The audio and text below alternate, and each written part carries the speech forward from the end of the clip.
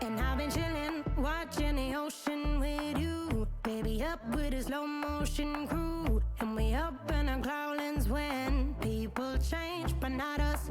And we just chillin', kicking it, kissed by the sun. Could be soaked to the skin in the mall soon. I know she got the good vibes when seasons change, but we're the same. Even if I lost all my money, the zero runs deep, honey. And I don't need to speak a single word, 'cause you got me holding, holding. Even if my jokes aren't funny, my tongue tied up on it.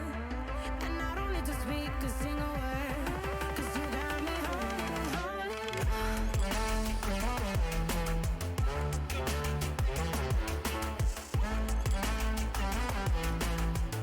'Cause you got me holding, holding.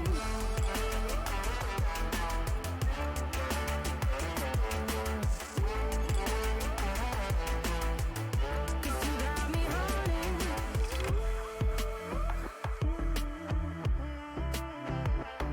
And I'll be running, possessed by a low, low voodoo. Fired up like a wolf on a full moon. And we're stuck in a la la land. The tides will turn without us. And I'll be killing time like I might be a cartoon. Take it in real life like haiku. I know we got the good vibes when pieces fall right into place. Even if I lost all my money, the zero runs deep, honey.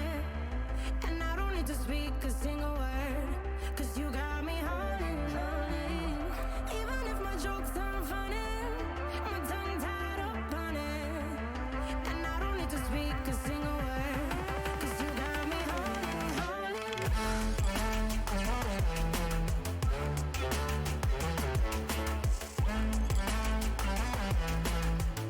'Cause you got me holding, holding.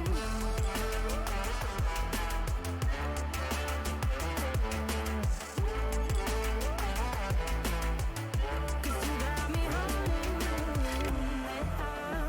Play me like a bass guitar.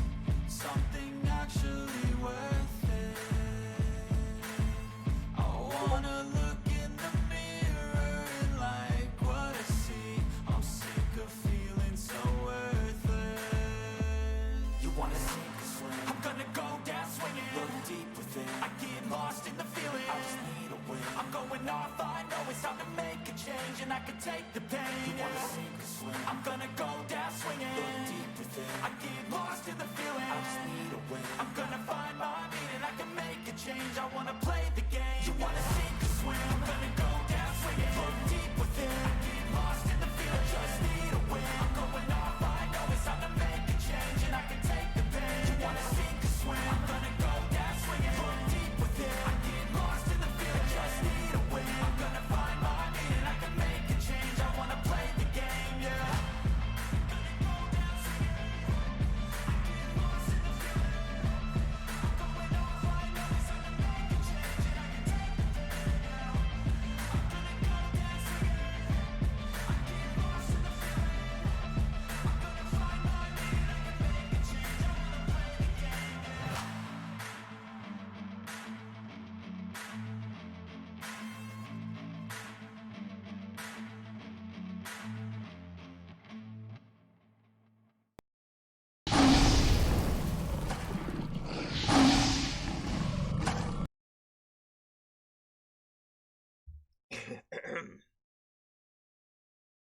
Testing 1 2 3 1 2 3.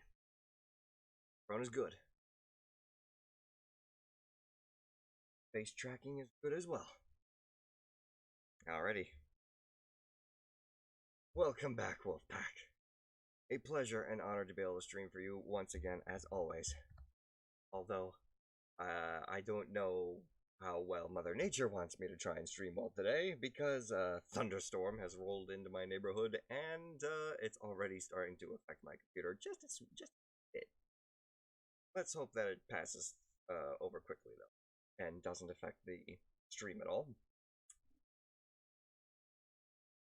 But she is pretty flashy out there right now. But today we are basically going to be joining my good friend Nikara for some more Valheim. Trying to get ourselves prepped up a bit for Modor and all that such. But before we jump into the call and into the game, quick shout out to some offline followers: Rin Viper, Bafliction, Asteri, and Veneno Raccoon. Thank you all so much for the follows off stream, and welcome to the pack. Alrighty. Now, before the thunderstorm outside decides to completely knock me out, let's go ahead and jump over into Valheim and into the Discord call, shall we? Right back. Just gotta make sure to turn on this, and here we go.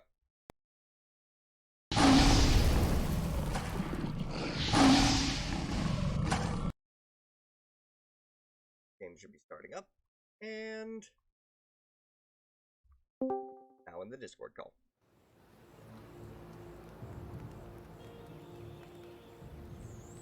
Now, just awesome. Or that computer recognizes. Hello. Hello. Let me get your reactive, so I may show your beautiful face to the world. Of course, of course. Boop. What? Ah! I hit the wrong button. I hate when I do that. And for some odd reason, Oh, it didn't work. reactive is not showing up for me again. I thought I figured rip. that out. No worries. There we go. I fixed it. Very good, I'm very gonna good. scoot you up so the bird does not cover your face. Even though you're cute and sexy, yes, I know, Dan. I know this may come as a shock, but surprisingly cute and or sexy people can also be furries.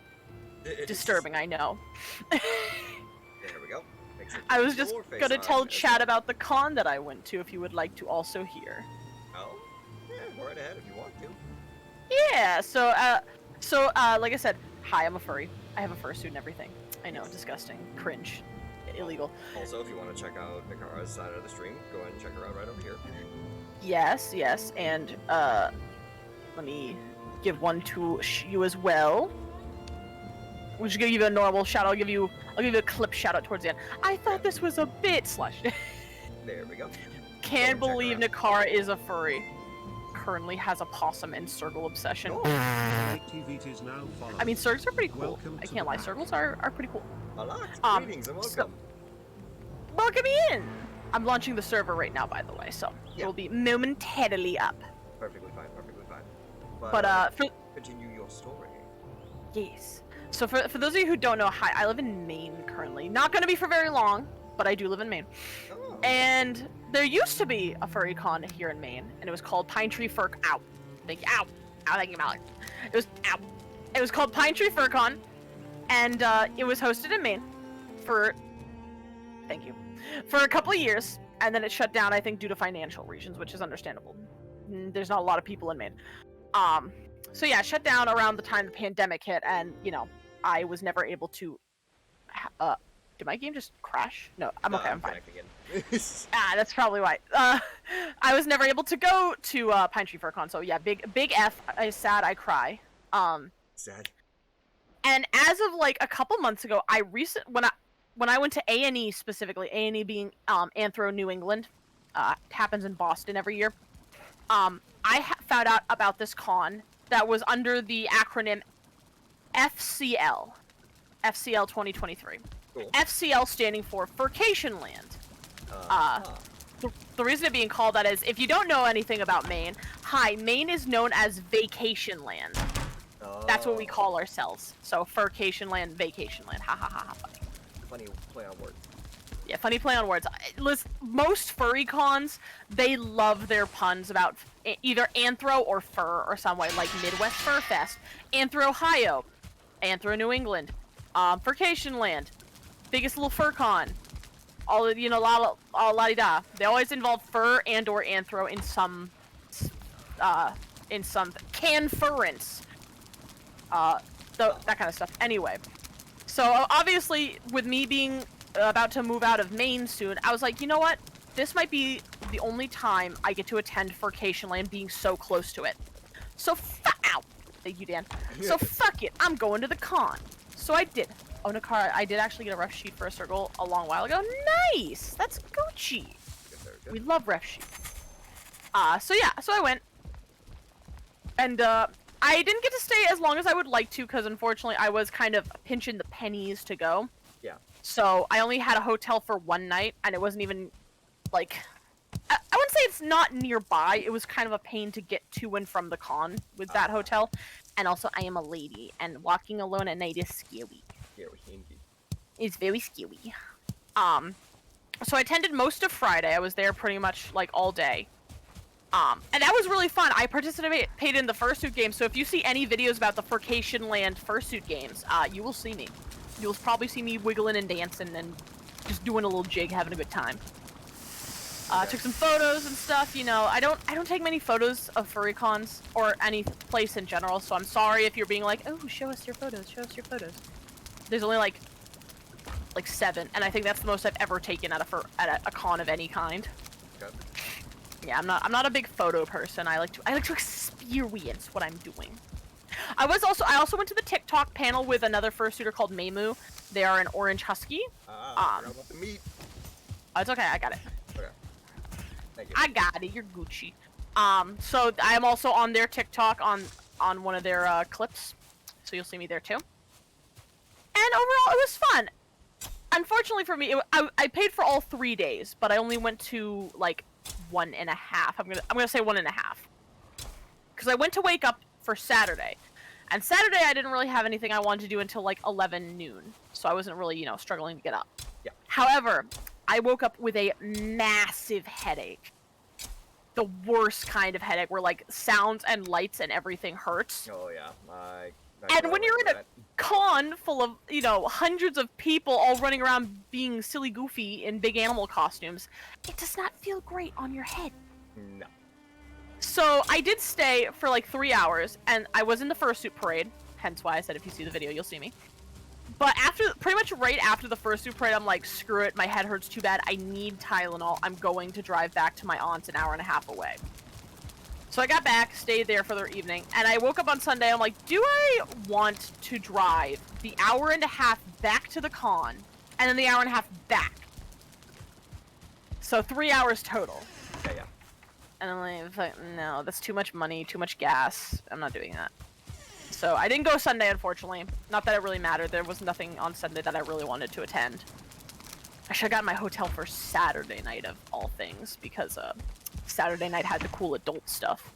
like, you know, the drinking parties and all that. And I wanted to have some drinks with the boys.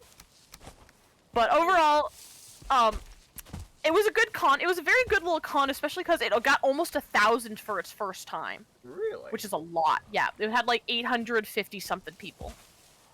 Oh, congratulations to them. So yeah, it was really good. And for those of you who also don't know, furry cons, every single furry con is always a charity. They always have a charity event. And the one they were hosting for was Short Folks for Hope. I believe it's a cancer foundation here in the state of Maine. Oh, that's good. Or at least like it's some sort of foundation that like helps underprivileged kids or sick kids. Yeah. And they raised about $6,000 for them. Well, congratulations. Which is really good. And I love that. I love that for them. I wish I could have given more, like actually given more to the charity, but I was kind of lacking on the funds, you know. Perfectly fine. A sippy thank you, Malvos. But yeah, overall, if you happen to be in the area around like, you know, mid-April next year, and you are also intrigued in furry cons, I'd say stop on in. It's a good little con, and it's probably only gonna keep growing. Well, that's good to hear. Ow, thank you, Deathers. Arrows. I need to go get arrows real quick. And if you're not interested in furry cons, just like fucking check it out anyway. Check out the cool people in their cool costumes. Definitely. Because man, do people put a lot of effort into their costumes. I would agree Like with that. there was one person I was helping out in the Headless Lounge, which, for those of you who are not familiar with furry terminology, the Headless Lounge. Greetings. Die. Oh, hello. Did you say Brie? Like Brie Kawaii potato? potato. It's Brie. Hello, Brie. Yes. I apologize for listening there. No, I do not believe Deathers is here right now. I am unsure of where Deathers is. But I'm not his keeper, so... We made it to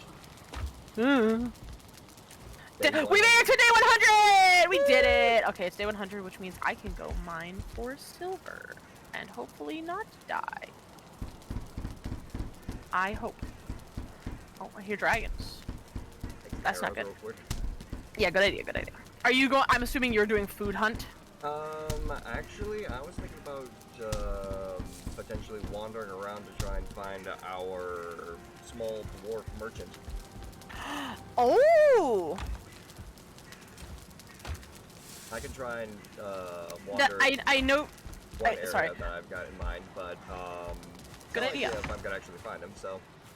Yeah, if you find him, he'll check your map frequently too when you're in a Black Forest, because he will pop up on a map most likely before you see him. Yeah. But no, Deathers, I know you're here. I said Arizi is not here. Shrek, no, I need romance. Here we go. Okay, I think Oh yeah. there is a golem over there. I think. Oh wait, there's a silver, I think, vein up this way. Also, just kind of noticed what? Holes everywhere. I don't know. Over here. Thank you. But yeah. I want to be very careful when I start mining, because I see the hole we were mining in. But, like, I don't know if anything's gonna roll up on me when I do mine. A hydrate! Oh, shoot. Did I get water? A hydrate. Thank you, Yakko. Also, it's been a while since I've seen you, Yakko. Hello, welcome in. I myself got a aloe vera. Okay, I do have some. Good, good. I'm currently just drinking some Monster Energy right now. Ew. I love Monster Energy. Hashtag not sponsored. How are we doing? I'm doing alright. How are you doing, Nika? How am I doing? I'm doing pretty Gucci. A little tired, but you know. Makes sense. You're traveling not too long ago. I said Deathers Arizi is not here, is what I was trying to say. I saw you were here. I read your name. Come on then. Fight me. Grey dwarves. Oh god, I'm out of stamina. Just need to take a quick moment. I'm gonna pop out of the hole really quick just to make sure. Yeah, I knew there was a hole nearby. I see him kind of walking up this way. There we go. Alright, eat up. And how are you doing today, Bree? 3! Lee?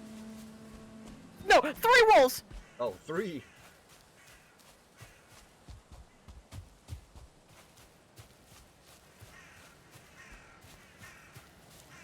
Oh, he stunned me! Ah. I want to officially say the God storm damn it! potentially has passed. God, I oh, don't think thunderstorm? I don't think I'm gonna have any power outage disconnections. They fucking flanked me. Oh, the wolves. Gang Well, up on yeah, ya? because like I popped out of the hole because I had a feeling that wolves were gonna be coming, because you know that's just how the mountain is. Yeah. And I was correct. I saw two wolves on the way, but what got me is I turned around to go get some distance between them, and there was a third wolf coming on my backside. Ah. So I had no chance of surviving. Yeah, he flanked you, and then everyone just jumped you then. Yeah. At that point, I was like, it's done. It's over, boys. Exactly. Oh, I need to get some comfort level so I can get the bonus before I head out, because I'm gonna need to try and book it to my gear. The grade launches. Hold right in, huh? Speaking of thunderstorms. Oh, is it back again, or is it in your game? And yeah. Okay. Oh, I see your way over there. We also do have a lot of black forest near the Elder that hasn't been fully explored yet. From what I can see from the Elder, it almost seems like it encapsulates the Elder's area, then it turns to the regular forest or meadows, and then it goes to the plains. Ah, I see. Also, Deathers, no, my character is a woman. I'm always a woman. She's wearing a bra. She just happens to be a very masculine-built woman. Fair enough. This is something you guys should know about me. Unless the game gives me no option, I will always play a woman in games. I mean, I'm always... The only time I ever play a man is if the game physically will not let me be a woman.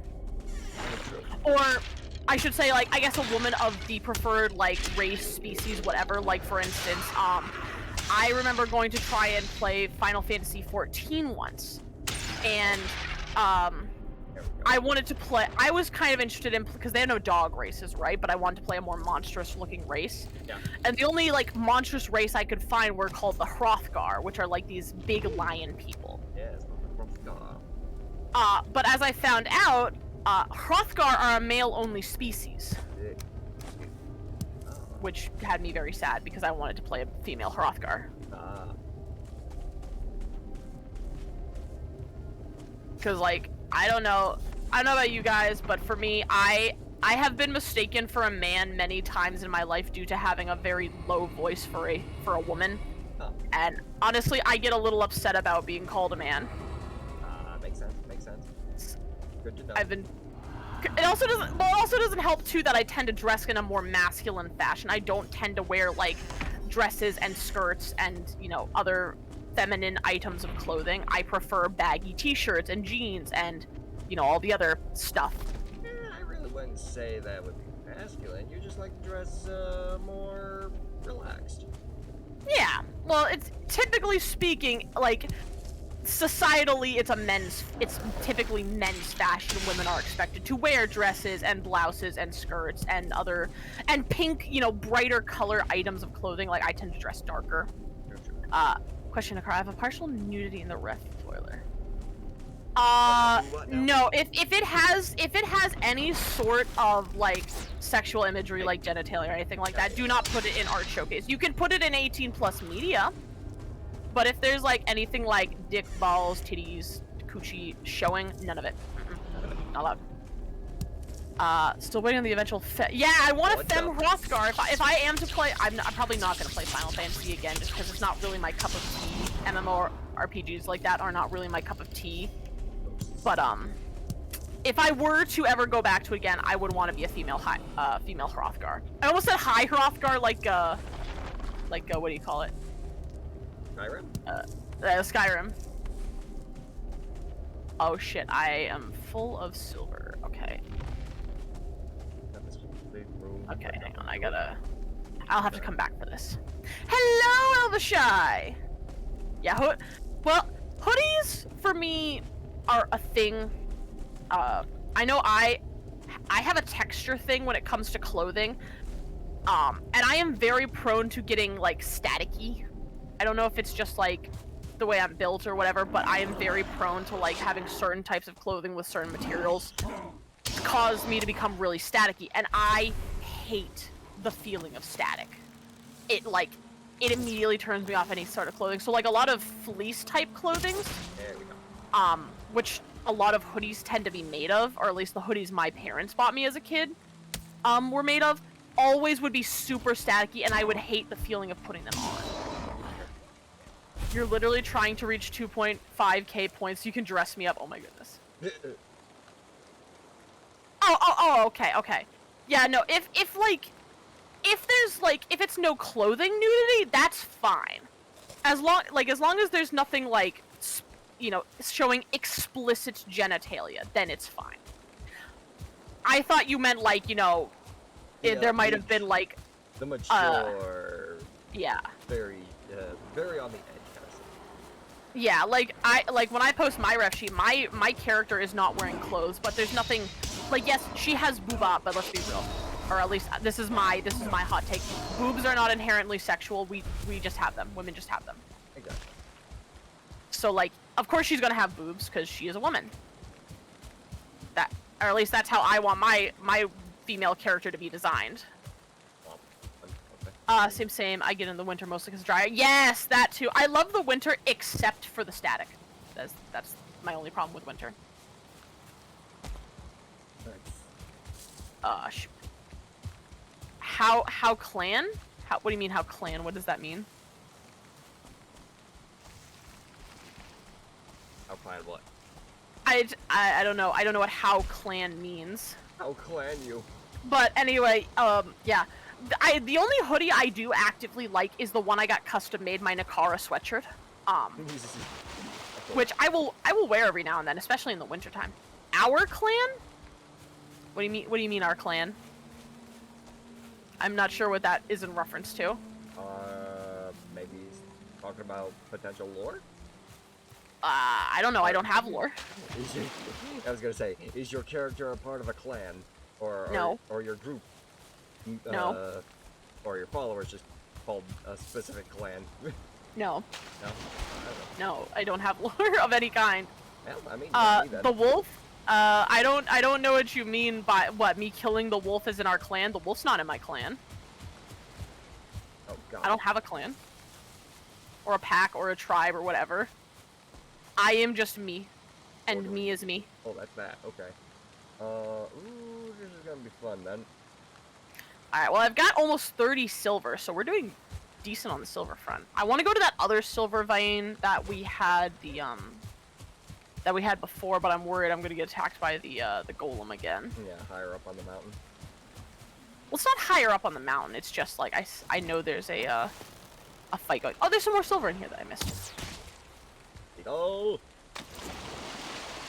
Yeah. Out here getting feathers. Your brain is mushy for the moment.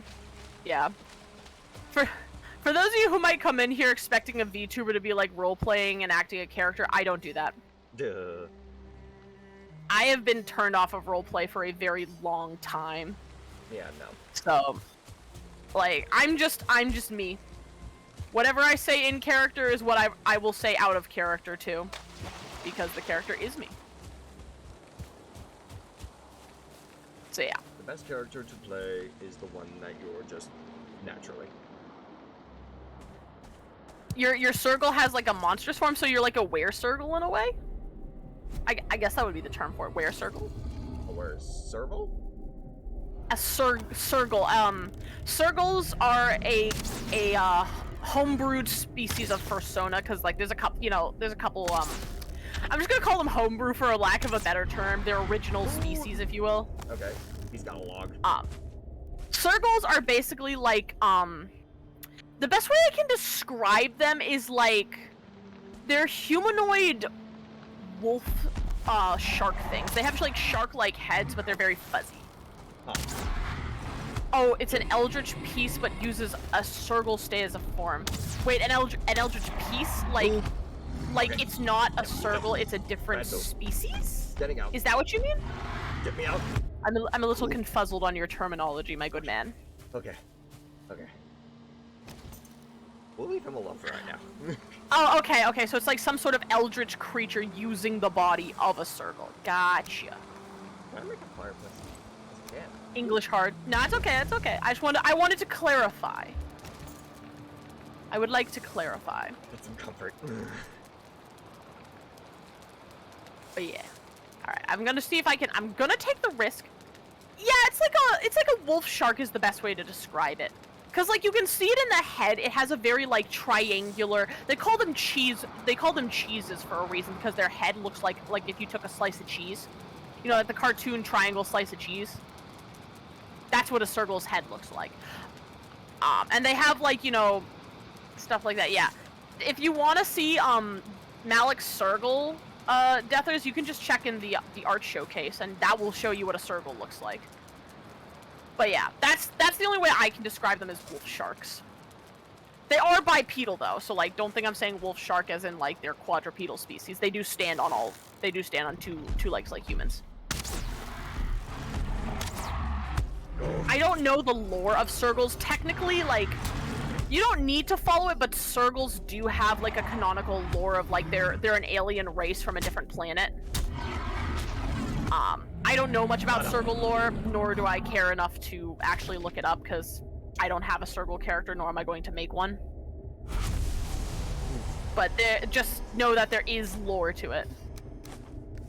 And I believe there's like a whole webcomic about the species too on Fur Affinity. Which again, I probably am never going to read, because I'm just not interested enough in Sergals to want to read it. But yeah. Okay, I gotta be careful. The Drake is a little close, and I don't know if the Golem's coming this way. They sound close. Yeah, Sergal lore is indeed interesting. Like, for instance, if I remember correctly about the little bit of Sergal lore that I do know, there are 4... Hold on, sorry. Yeah, okay, I gotta move. Yeah, I gotta move. Yeah. Got a goal? Yep. There we go. Managed to at least clear There out are, goal cave. There. I made it up high. I don't think the Golem didn't notice me. There are 4 different types of Sergals, depending on where you go on the continent that they call home. Or the planet that they call home. Basically, the only thing that changes when the Sergals is like their build and the thickness of their fur. So like, I think northern Sergals tend to be like the largest of them and the fluffiest of them, whereas like western Sergals are like smaller and have less fur. Correct me if I'm wrong, but it's something like that, you know. Dude, this Golem will not give up. No. I'm climbing up practically the entire mountainside. Hello, leeches. Here we go. I am correct? Okay, good. I do remember it. How about... what can I get rid of? Yeah. There's a Vegvisir for motor up here, too. Oh, there's gold. Yeah. But they're all like that, because I believe, if I remember correctly, the western side of their planet is mostly covered in desert, hence why the western Sergals are smaller and, like, have less fur. Oh, fuck you. What'd you do now? Oh, it's just a Drake. Nothing to worry about. Yeah. Nothing at all. Nothing to worry about. Nothing at all. Ah, I will use everything known to medical science. I'm glad you know my reference. Oh, Because, yes. Gee, there is nothing to worry about. But there is nothing I can do. What about the monster states? Could I also sketch for that? I mean, again, as long as there's nothing explicitly showing, like if it's the same partial nudity as in like they're naked but don't have, you know, genitalia showing, you're free to post it. Why do I continuously run into freaking Grey Dwarf? I do not know. A very good question. Well, okay, if it's gore, then, like... What do you mean gore? Like, is there internal organs showing, or is it just, like, a little blood? Because if there's internal organs showing, no, that's not allowed. But if it's, like a little blood on, like, the teeth or around the mouth or something, We consider it to those who are squeamish. You know, hold on. I will double check for you. Let me go... While I'm loading into the other realm, I will take a little peek-see in the rules here. just to confirm. Oh jeez. Blah blah blah blah blah blah blah blah. Where is it? All plains environment. Yeah, basically, it's a little vague, but the way I've described it is try and keep the server at like a PG-13 rating. So like if it's art, you wouldn't show to a teenager. I would not show it. Yeah, I'm checking your rush. Yeah, that's fine. That art is fine. Of the circle you posted, that's fine. All right. Oh no! I just noticed my delay is in the red. That's no good. That's no good.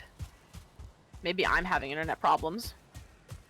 Well, no, there's no internal organs, but he's ripping apart. What do you mean he's ripping apart? Like his body is shredding or something? So like, there's blood and stuff. I don't really know how to rate it without seeing the piece itself. Also, oh, we got some pigs to kill. Should probably take care of that. La la la la la la. Beep beep beep beep. There's some rocks. I will take this. Okay. Welcome back. How many pigs do we have? I see 1. I have returned. 2, 3, 4, 5. Okay, so we need at least 2. No, maybe we can try around. Oh, we have 6. Never mind. Because if you're gonna send me the picture, I'm not gonna look at it until the end of stream. Take a look, shall we? Yeah. All right. One more. Okay. We now have enough space for plenty of boar breeding. Doors. Wait. Alright, I'm gonna go put the stuff away. Damn it, I needed mini base. Ow, ow, ow, ow, ow! Yo, Doms! Let's see. Holy, only 1 month left until your ascension into a higher being of 1 year. That is true, you are correct. Dang, 11 months. 11 months. God damn. But thank you for continuing to subscribe to me, Dumpy. I appreciate it. Now let's just hope I don't get my ass kicked again when I go back to the mountain.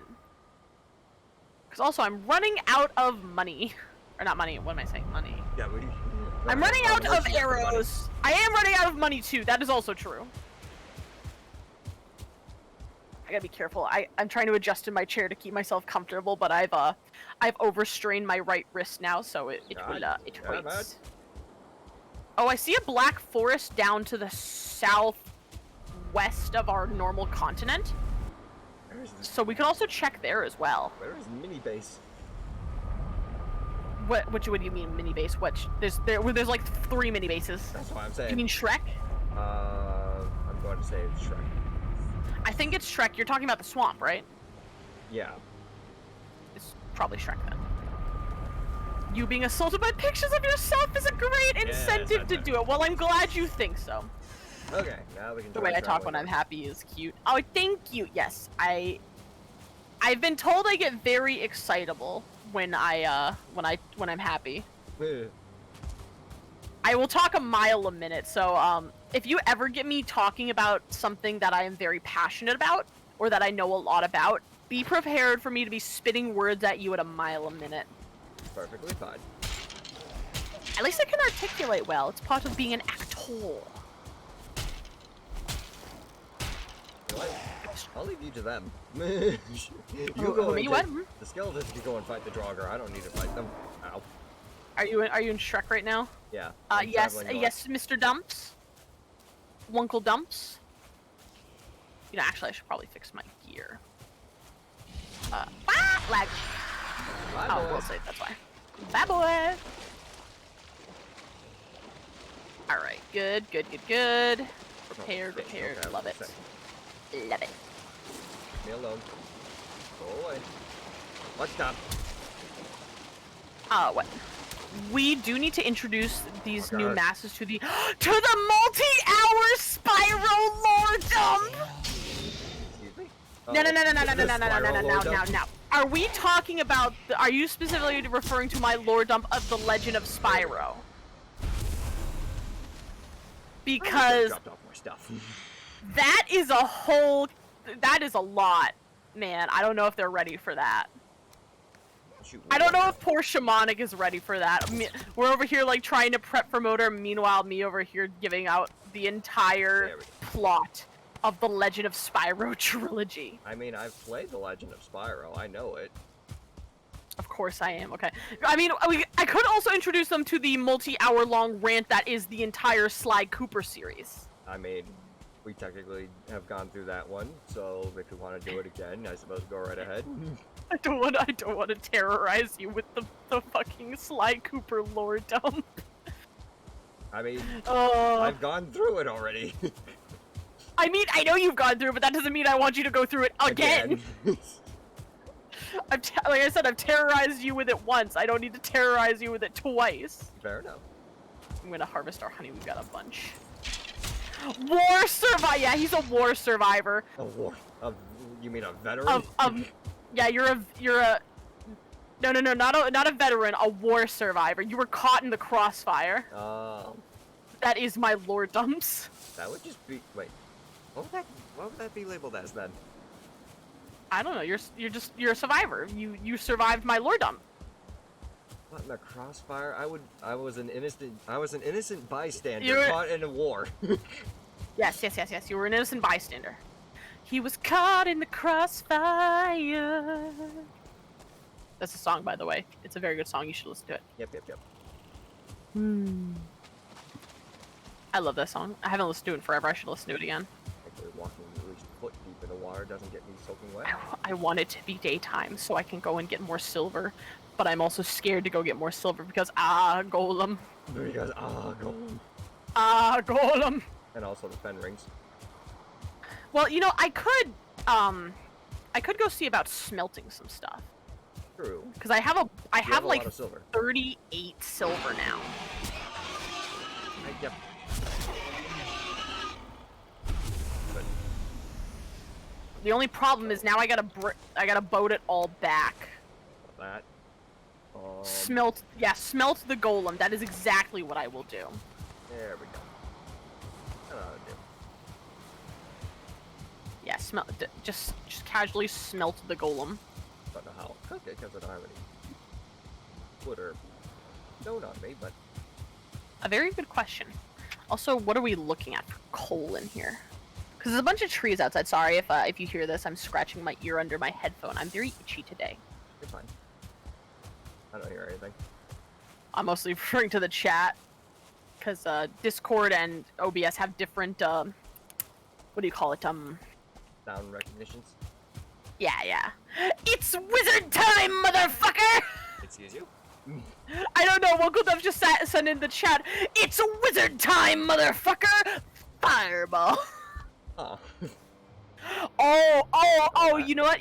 That actually reminds me, so I was talking with Dare, oh shit, no, put it back.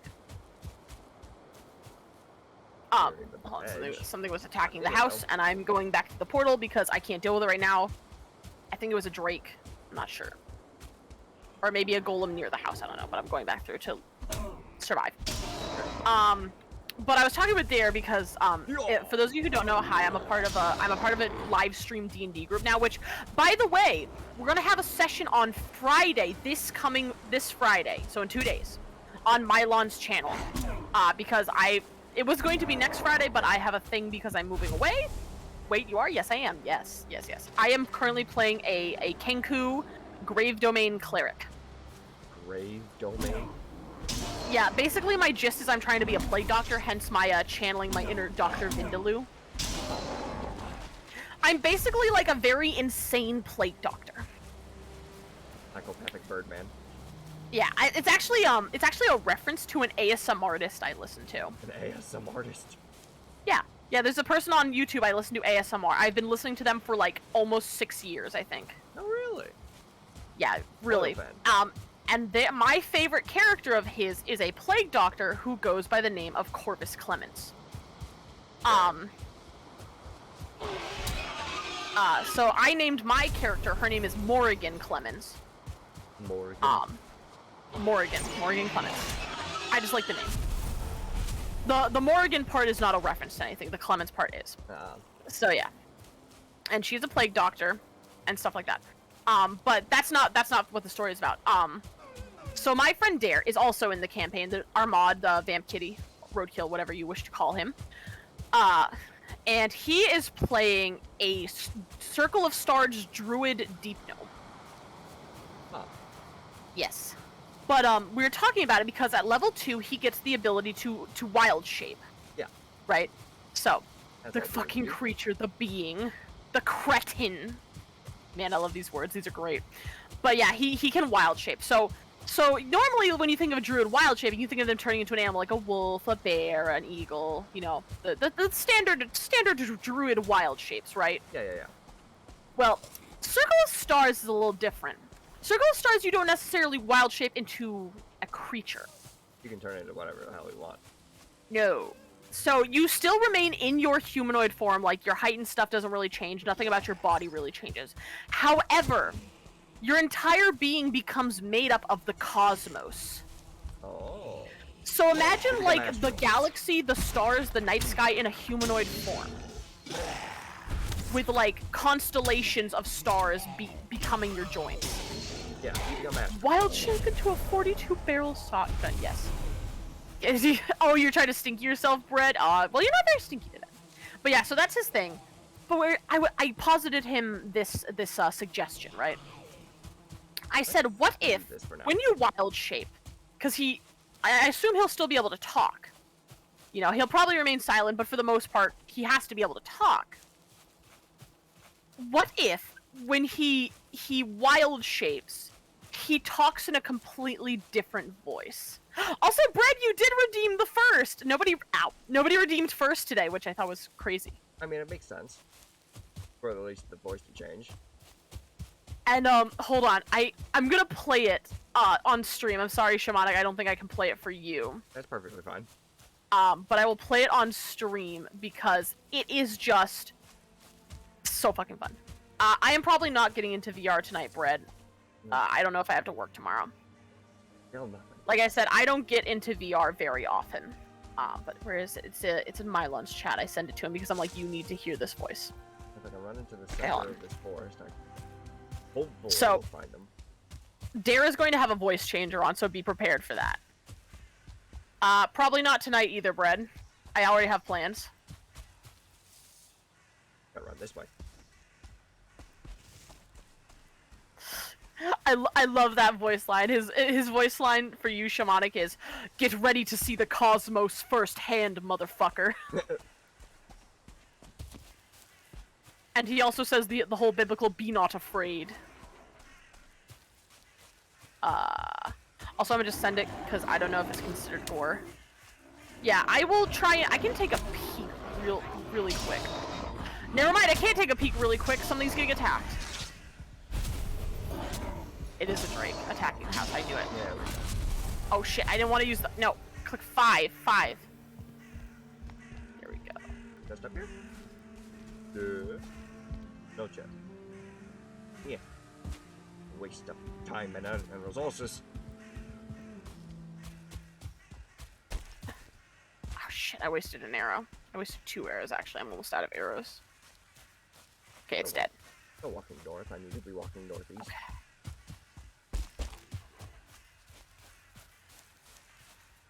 Let me just make sure the house is okay before I continue.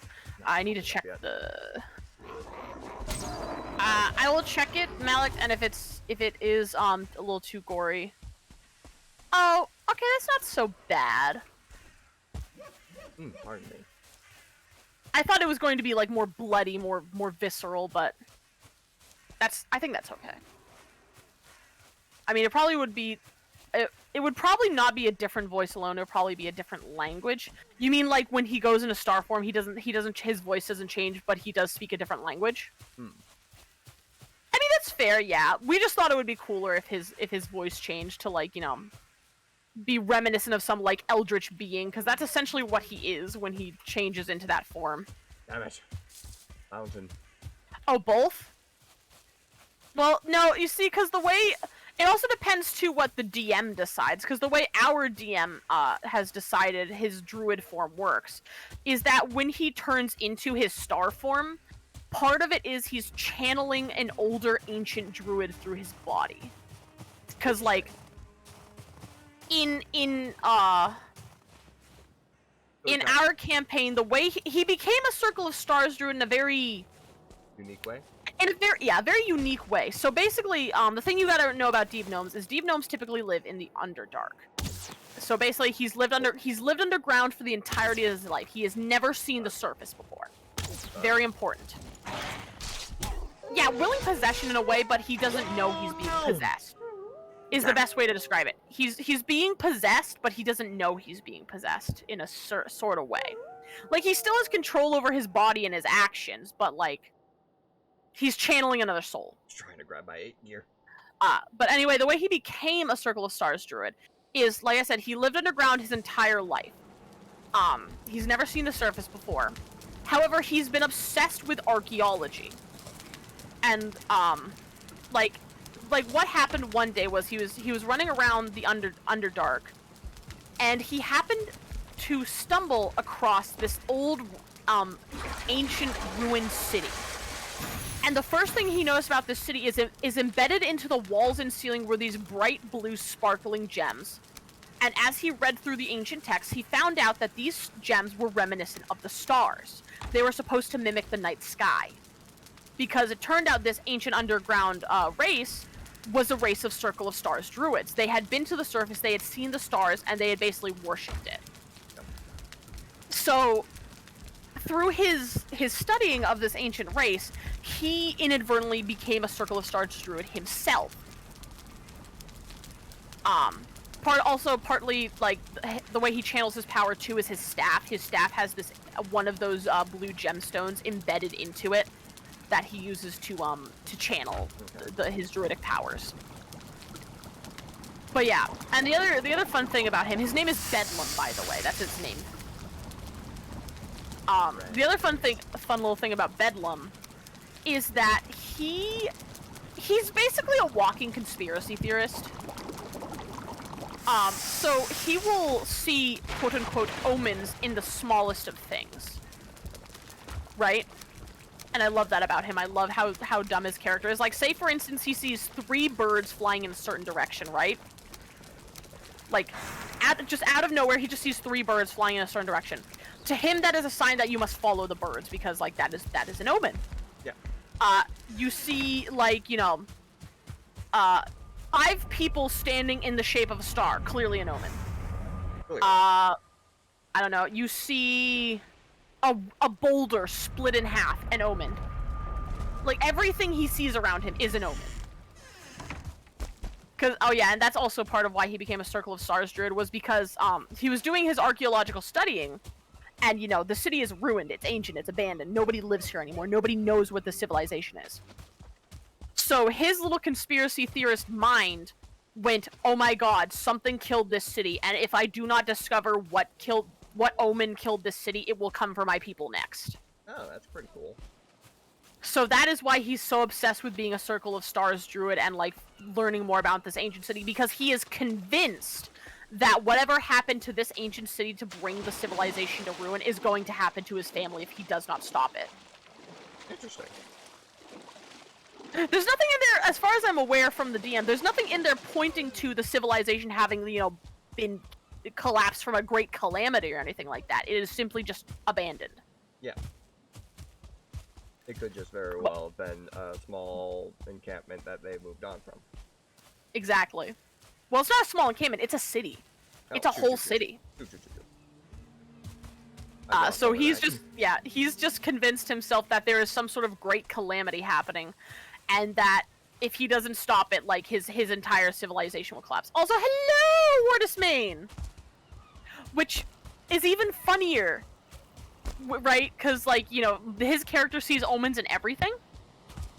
It's even funnier because of my character, right? So, when I left my character's plot kind of vague for the DM to, like, fiddle around with and make some cool, like, story points for it. But the gist of her backstory as to why she became a cleric is she lived in this little mountainous town with her dad, and her sister. Her mom had passed away. And, like, for the most part, life was peaceful. It was a nice little mountain town.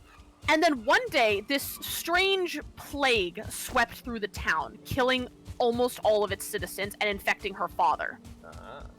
So she left to go to the mountaintop city of Paramina in order to study to become a cleric and hopefully save his life. But part of this plague is that it causes whoever is infected to carve runes into their body. And what's even crazier is, like, my character studied different languages to try and uncover what these runes mean, right? Yeah. So she learned that these runes are actually abyssal. And the only thing, that the runes say, it's the same runes over and over again on their bodies of these deceased people.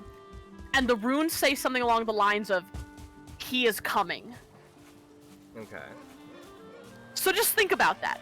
Bedlam, sees omens and everything. Meanwhile, my people literally have an omen carved into their body. Which is He will shit bricks if he finds out about that. Yeah. Oh, Dare's come to hear me! Yes, I'm ranting about your character. I've informed the people of your little gremlin Bedlam. Bedlam also likes to bite things. He's very bitey. It's like the bite thing, okay. Yes, I'm talking about your son! I went on a whole rant about your son. And your little conspiracy theorist. Also, let me see, Wunkle Dumpster or something. I love how deep the backstory is that I'm just making mine, not even named yet, basically just born into a circus, sheltered from knowing anything from the outside world, becomes a strong man, eventually hears of the great powers he could obtain out in the world, just kind of dipped during the night to find out more about the ancient powers and see if he could obtain them for himself. Ah, yes, he loves bites. He also has the nickname Leadtooth because when he was a young boy, he saw this crystal in the caves, right? And he decided to try and eat it, and it broke his tooth. Fun. So he has a new replacement tooth. Not actually made of lead. Bedlam is Dare's character from our D&D campaign that Mylon is hosting, which we are actually going to have another session of it on Friday. So if you want to go check it out, go to Mylon's channel. Yeah, he went yum rock and then broke his tooth. It's okay. Bedlam is not exactly the brightest man in the party, but we love him for it. Oh shit! I accidentally triggered Bone Mass. Oops. Wait, you triggered Bone Mass? I used my Bone Mass power by accident. Oh, I okay. didn't mean to. I was gonna say, wait a minute, how did you do that? Yeah, I pissed Bone Mass off again. I went and I resummoned him. Yeah, we're not dealing with that. Yeah, that's what I did. Yeah, no. He's a himbo, and I stand. Yes, he is very much one of the party's himbos. Oh. He is the party himbo. He's a himbo surrounded by surrounded by researchers and whatever Miles and Madeline are. We're not really sure what they are yet. But yes, you're basically a himbo in a party of scientists and researchers. More or less. Okay. Should I go back and go mining again? Well, hold on, I'll go bring this. I'll go bring this coal back. And make sure the silver is still smelting. Keep the entrails. They're more important. Keep the entrails. Very important, yes. There we go. Okay, I'll put the silver away. Round 2. Fight. I was actually gonna make Bedlam emotes. They'd probably do it! Do it! I want to see them! Got a wolf Oh, is there trophy. no silver in there? Am I out of silver in there? No. 420, haha! Okay. Sorry, I had to laugh. Grab the wolf meat. Yes. Blood bags are important. Troll hide, not so much. I'm gonna be playing a heavily homebrewed version of D&D where every single class is gone and replaced by a completely different class system. I'll say other... Okay. Dang, okay. Moving out. Moving out. Off the Hit him up, move him out. Hit him up, move him out. Excuse me. Let's say, are you out of coal already? Get away from Nor? Wild. Wild indeed. Shit. I'm just excited for more D&D. Like, I can't wait. I cannot wait for this Friday. Oh, good that you're excited for it. Oh god, you have no idea how much I've missed playing D&D. It's been a while since I've gotten to play D&D, because the last campaign that I played D&D in was with me and Dare were also in the same campaign again, because Dare is my bestie and he comes with me to every campaign. Okay. I believe that was the one where I played as Vera Chelvolek, my shifter monster hunter ranger. I think that was the last campaign we were in together, and that ended like I want to say like a year ago. There we go. I believe, unless the last one that we played was the one I tried to DM. Okay. Also, I also know that every single other person in the party is going for dagger or firearms, and then there's me going for mallet. Nice. It's funny, I was like, damn, Dad stressed me out. At least I can draw Bedlam and watch Nika's stream. Get on stream, Nika's talking about Bedlam. Okay. Lamau Fate. Yeah. Yeah. Up somewhere safe. Upper needs to go out real quick, so I will be right back. Well, I'm glad I can help you de-stress. Alright, see you in a minute. Yeah, believe me, Dare, I will always rant about our D&D sessions. I will always rant about them. At any moment, if you ever walk up to me and you're like, hey, Nikara, how's D&D going? I'll be like, sit down, son, I'm about to explain a lot to you.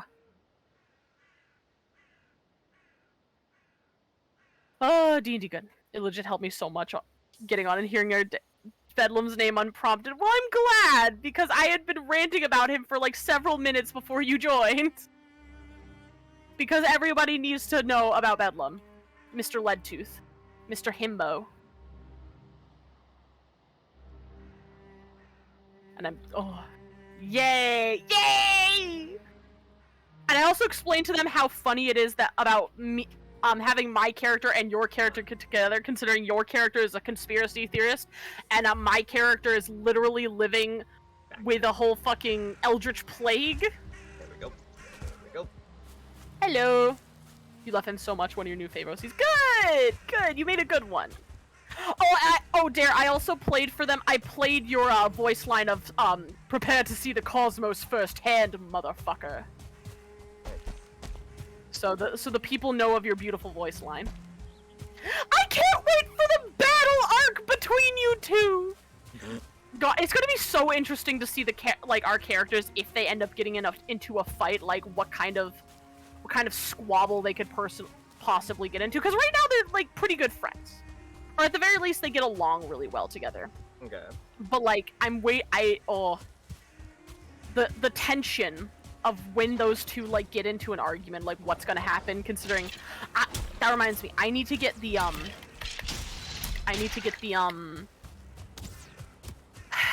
do you call it? The music file, the sound file ready, because of my cleric's ability to toll the dead. Oh, wait. Yes. Toll the dead for a cleric? Yes. Because I'm a grave domain cleric. Oh, okay. I was gonna say, that almost sounds more like necromancer stuff. Well, I basically am. A necromancer cleric. Yeah, pretty much. Hold on, here. You know what? Now I'm on the rant. Oh yeah, I have Bel's voice mod. You have to have Bell go gong. Yes, I do. D&D cleric. So, that was kind of funny. What a grave domain cleric is. I'm going to read you guys the D&D Beyond description of a grave domain cleric. So, according to this, gods of the grave watch over the line between life and death. To these deities, death and the afterlife are a foundational part of the multiverse. To desecrate the peace of the dead is an abomination. Deities of the grave include Kelemvor, Weejas, the ancestral spirits of the Undying Court, Hades, Anubis, and Osiris. Followers of these deities seek to put wandering spirits to rest, destroy the undead, and ease the suffering of the dying. Their magic also allows them to stave off death for a time, particularly for a person who still has some great work to accomplish in the world. This is a delay of death, not a denial of it, for death will eventually get its due. Cool. But no, I do have the Raise Dead spell. at the 9th level. I do get the Raise Dead spell. At the 9th level. Interesting. Which is kind of interesting considering technically a Grave Domain Cleric is supposed to find, you know, the undead and abomination. Exactly. But anyway, that's my character's not like that kind of person who believes, you know, raising the dead is an abomination to the world. My character is somebody who wants to try and she wants to ease the suffering of people who are dying, or if she can possibly allow it, stave off death or cure them entirely of, like, you know, of dying too early. Leaving death mosquitoes alone. So yeah. So I have the Toll the Dead spell. I currently have like Bane, False Life, and basically every other cleric spell. Cool. I also have the Circle of Mortality. So I have a Spare the Dying cantrip as a bonus action. Where you can save someone from dying? Yep. Cool. But instead of doing it as a normal action, it is a bonus action. Yeah. Yep. At the first level, you gain the when you would normally roll 1 or more die to restore hit points with a spell to a creature at 0 hit points. Instead, I get to use the highest number possible for each die. Cool. Oh my god, dare that! You know what? Oh fuck, that means Sniffer should have more HP. Shit, I didn't realize that. I'm a dummy. See, I gotta learn this. I haven't played a cleric before, so I'm especially not a Grave Domain cleric, so I'm learning. So yeah, Sniffer is our pet mule. A Bedlam's pet mule, to be more specific. I also love this. I also have something called Path to the Grave as one of my channels of divinity, right? My channel divinities.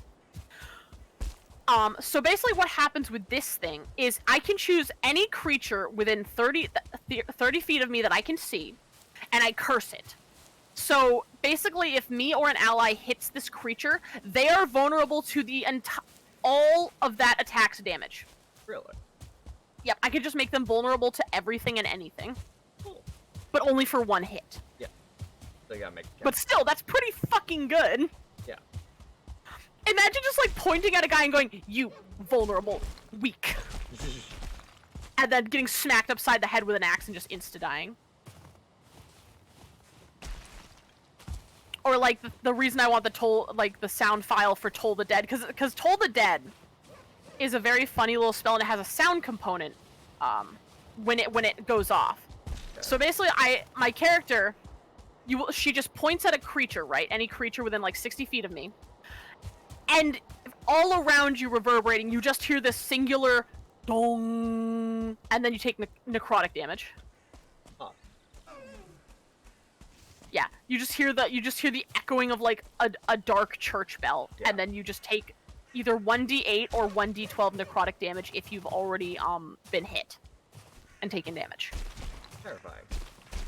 Yes. So just imagine that you're on your last legs of life, right? You see this little bird in a plague doctor outfit. She raises a single clawed finger to you, and you just hear dong and fall over dead. Ugh. I just want you to imagine that. I can see it. How terrifying that would be. How unexpected I that would be. Excited. Oh, it's so good. Morrigan, good. Morrigan, very good. Thank you for that. Wear earplugs! Sir, I don't think that's how the spell works, but I mean, good on you for trying. Morrigan and Starform Bedlam, terrifying. Prepare to see the cosmos firsthand, motherfucker. Oh, it's gonna be so good. Oh, this next session is gonna be so good! There we go. I mean, if it is actually sound-based, usually the creature has to hear it. No. Hold on. Well, it's not sound-based. It's not like the character has to hear it. It's just something that everybody hears. Just out of nowhere, you just hear the sound of a bell. You're so excited to pull the voice mod on stream. Here, I'll bring up the spell sheet just in case. But I'm almost certain, like, the creature does not have to hear it. It just is a sound that is played, more or less, when it happens. Why do I have skeleton trophies? Get out of here. I don't know. So, according to this, so Tell the Dead is a cantrip. Yeah. So here's the spell description. You point at one creature you can see within range, and the sound of a dolorous bell fills the air around it for a moment. The target must succeed on a Wisdom saving throw or take 1d8 necrotic damage, or 1d12 if the character is missing any HP. So, it's not like they need to hear the sound of the bells in order to be affected. It just happens. You just hear the dong. Yeah. Or at least everybody else will hear the dong near the creature, and then it just takes damage. Or, you know, Decays. what I hope will happen more, fall over dead. Or yeah, or actively decay. Because that's the crazy thing too, is I have necrotic damage. Necrotic damage is scary. Because it can actually affect what you can do. Yeah, if your arm necrotic falls damage. off, you're not gonna be swinging a sword. I would say is one of the more scarier types of damage in D&D. But that's just me, because it reduces your max HP. That's the scary thing about necrotic damage. Or it can, So yeah, watch out for necrotic damage, casters. Speaking of wacky spells, would you like to hear one you have in your thing? Sure. What's your wacky spell, Wonky? Mm-mm. Good. Oh, I just hear the wolves howling in the night. A beautiful sound. A beautiful sound when they're not coming to eat your bones. Yeah. Yes. I should also try and sail back soon with some of the silver so we can actually make some better armor. Yeah, sadly, most of the dark forest I've tried to travel through have not been the kindest, so I'll try out the Elder next. Okay. I'm wondering too if, like, the one south of us might have something. Maybe. Because we haven't been there. I see a smidge of it on the map, but we haven't actually, like, been in it. Yeah.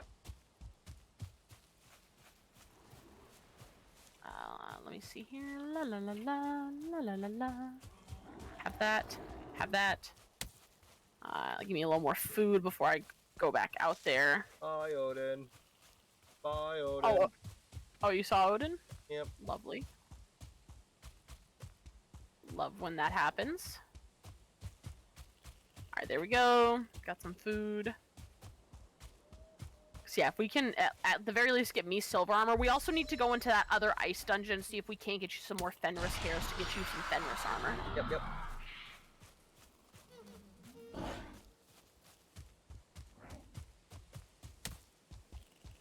Okie doke. Oh shoot, I'm out of coal. I need to go get some more. Oopsie daisies. I'd also try and drop off some stuff that I've been carrying around just so I have some more open inventory. A good idea. I love just getting to see the portal like every 5 seconds. Fantastic. Yeah, I'm the one just wandering around in the woods finding things and just trying to find this guy. Yeah, I would really love to find Haldor. Hopefully we can find him somewhat soon. Yeah. Because that would be great! What I'm trying to get the work Megan on. Yord! I would love to get the Megan Yord. Put... There. You're gonna start bedlam? Yeah, that's good. I hope I can see them after Strem. There we go. Leap and bound. I'm not really sure what I'm going to be doing after stream, because I was just talking to a friend of mine, and he was mentioning that he's playing 7 Days to Die for the first time. And he didn't know I played, so I was like, hey, yeah, if you wanted to, like, you know, try it out sometime. I don't play it very often, but, you know, I don't mind playing with somebody if they want to try it. My friend just informed me that he started playing a Ark server, so I might try and join that after stream. That's cool. I haven't played Ark in a long time. Same. So it is simply called Amplification and Nullification. It can only be used as a reaction once per turn in response to any other spell casted, either friend or foe. You shout either God says it's effective or God says it's ineffective, and simply by doing that, whatever the affected spell is will be either strengthened or weakened because guess what? God said it is. And how are you gonna argue with that? Exactly. But you want Fwend? Okay, well I can probably do that. I don't imagine he's gonna be playing much tonight. Can I? Bird. I want to. Oh, it's No, no. not. It's not done growing yet. I'm silly. I went to come harvest the stuff in our garden, and I just noticed. I was like, it says it's healthy. Why can't I harvest it? It's not ready. Yeah. It's cool. You're not gonna bully you. That's fair. Well, maybe we can watch more Flapjack or something, or we can watch. You know, if you want to get your stress out, we can watch Gordon Ramsay yell at people. Gordon Ramsay. Listen, I don't know what it is, but something about Gordon Ramsay yelling at bad chefs on Kitchen Nightmares is really cathartic. Yeah. I don't know what it is.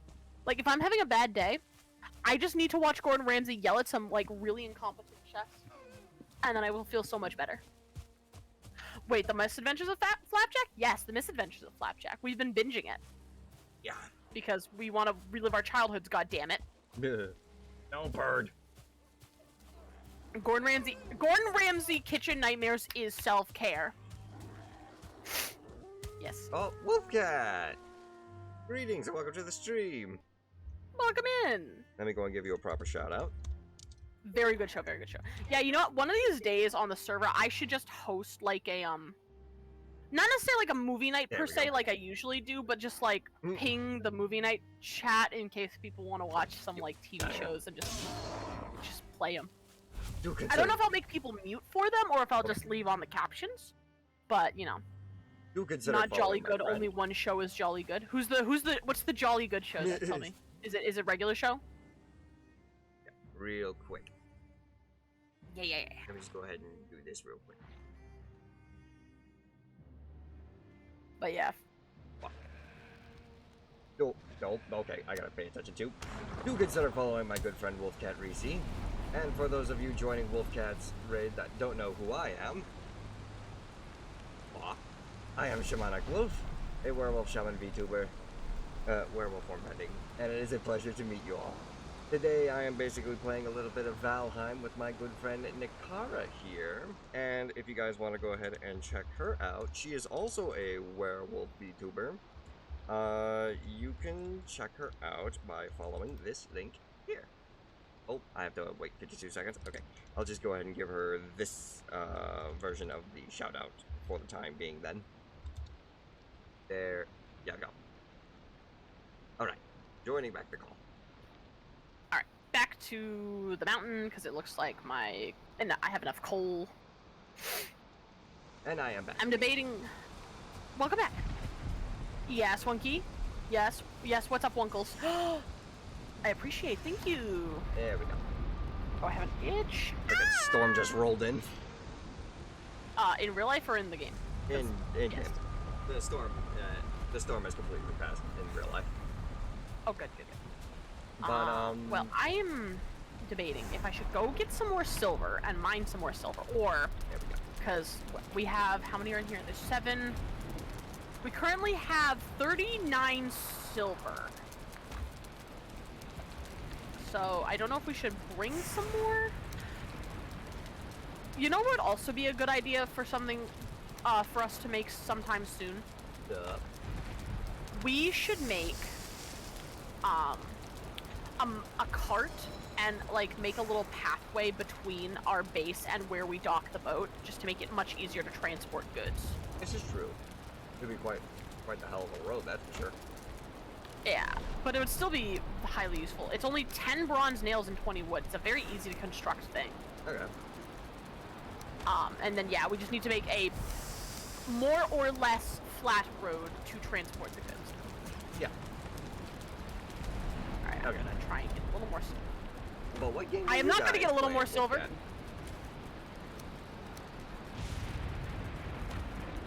I'm sorry, what was that? Oh shit, you motherfucker! I only got to hit it once! What's going on? I was gonna go mine some more silver, but then the golem rolled up. Oh, want me to come over and help out with that? Hi, big sister! If you would be so kind, yes. Okay. Played some Escape Simulator with Reynard, and then I played some Fortnite. Renaud? Like it's in a fox Renaud? I speak French. Good question. Do you know anyone by the name Reynard? Yeah, Renard. Well, no, I don't know the person, but I know Renard is French for fox. Well, Call you Clara? Okay, Clara. Is it Clara or Clara? I assume it's Clara. Wolfcat confirms, yes, the fox. We're ready to kill funny wolf. It is a fox, yeah. The fox boy. The fox boy. Are they French? Is he French? Maybe. Man, I'm very rusty on it. Whichever is easier. Alright. I will probably go with Clara just because that's how it's spelt to me, but if that is incorrect, please let me know. He's German. German? I was not expecting that with a name like Renard. But that's cool. That's pretty cool. I have a lot of friends. I have a lot of German friends. And also I've got a lot of Norwegian friends too lately, which is very strange. I don't know what it is, but I have a track record of making a lot of non-American friends without even meaning to. Yeah, I've got a couple of non-American friends as well. Yeah, I have 2 in Germany, 2 in Norway, 1 in Australia, 1 in France, 1 in Britain. Is there any others? I can't think of any right now. I don't know. You're in the USA? I mean, true. I do believe, if I'm remembering... Oh, a lot of Canadians, too. A lot of... If I'm remembering correctly, I think the most friend that I have is actually one who I met not too long ago. Her name is Kestia. Ooh, that's a beautiful name. Indeed, indeed. She's actually very awesome. Streamed with her not too long ago. And I do believe she is, oh, never mind. She is actually from America. I thought she was from, I thought she's, I mean, I can't really pinpoint her ethnicity directly, but, she lives in America right now. Okay, so she lives in America right now, but is not actually from the States. Yeah, she's, I mean, I don't want to inaccurately label her while she's not here. True. I understand. You know, be respectful. Alright, well, I guess there's only 1 piece of silver left, so if you don't want to come over, that's fine. I got it. Oh, okay. Yeah, I apologize. So now we have 40 silver. I was rambling. That's fine. You're Gucci. But I'm gonna go smelt it, and then I will try and... I do remember I met somebody who said they were from, like, Malaysia. Oh, that's cool. Yeah. Yeah. And there's some silver. Oh, hello. Oop. Yeah. Why compared to her? Oh, okay. Thank you for letting me know. I can try and adjust the sound. Hold on a second. My sister just sent me a message. That should be alright now. Oh no! Oh shit! Thank you for letting me know, Wolfcat. Oh, that's not good. What happened now? My sister just sent me a selfie with her and her dog, and she goes, "Lol, guess who's back at the ER?" Oh no. Yeah, her dog had to go into the ER a while ago, but because like, it's nothing on my end, but it is my sister, and I feel so bad. She's just telling me why. So for those of you who don't know, my sister has a dog. His name is Charlie. He's a special dog. Special? We'll say he's a special dog. And Charlie had to go into the ER a little while ago because he had chewed on a toy of some sort, or chewed on something he wasn't supposed to be chewing on, and got something caught in his intestines. Ew. So yeah, he had a blockage. Something was wrong. He was vomiting a lot. It was bad. So they had to do some surgery on it. Anyway, my mom had told me, like, today, her dog has been having like gnarly diarrhea. I'm sorry if this is gross for you guys. Got I him. don't blame you if you don't want to mute this. Or if you want to mute this. But anyway, yeah. He's having gnarly diarrhea. So she said, because I asked her what happened. She says, it shouldn't be anything bad. He's just having, like, explosive diarrhea. She's just trying to get him some medicine for it. Okay, so it's not surgery, thank goodness. Okay, I got really worried for a second when she's back in the yard. I'm like, no, don't tell me he needs another surgery. I had to turn your head. Okay, okay, so we need to bring all this silver down to the boat. But anyway, yeah. That's rough. That's rough, buddy. That's rough, buddy. She says, "Oh no, he didn't eat anything. He's just shitting a lot." Oh. Might just be a dietary thing then. Still, that's so rough. I hope it's nothing too bad, but also like, who knows with this dog? It could be something really bad. It could be, I don't know. He's got a very interesting health record. Yeah, like he's the kind of dog like bless his soul. He's very not well behaved, but like I can't exactly blame him because he's been through a lot. He's a shelter dog, and from what we know of what the shelter told us, he's a very young dog. He's only about like 3 years old, but he's been crated for the majority of his life. Like his previous owner had just like shoved him in a crate and just left him there like all day and all night. Yeah, it's not the best. Yeah, not good. He also has like a history of hating. He's very against men. He hates men. Oh, fun.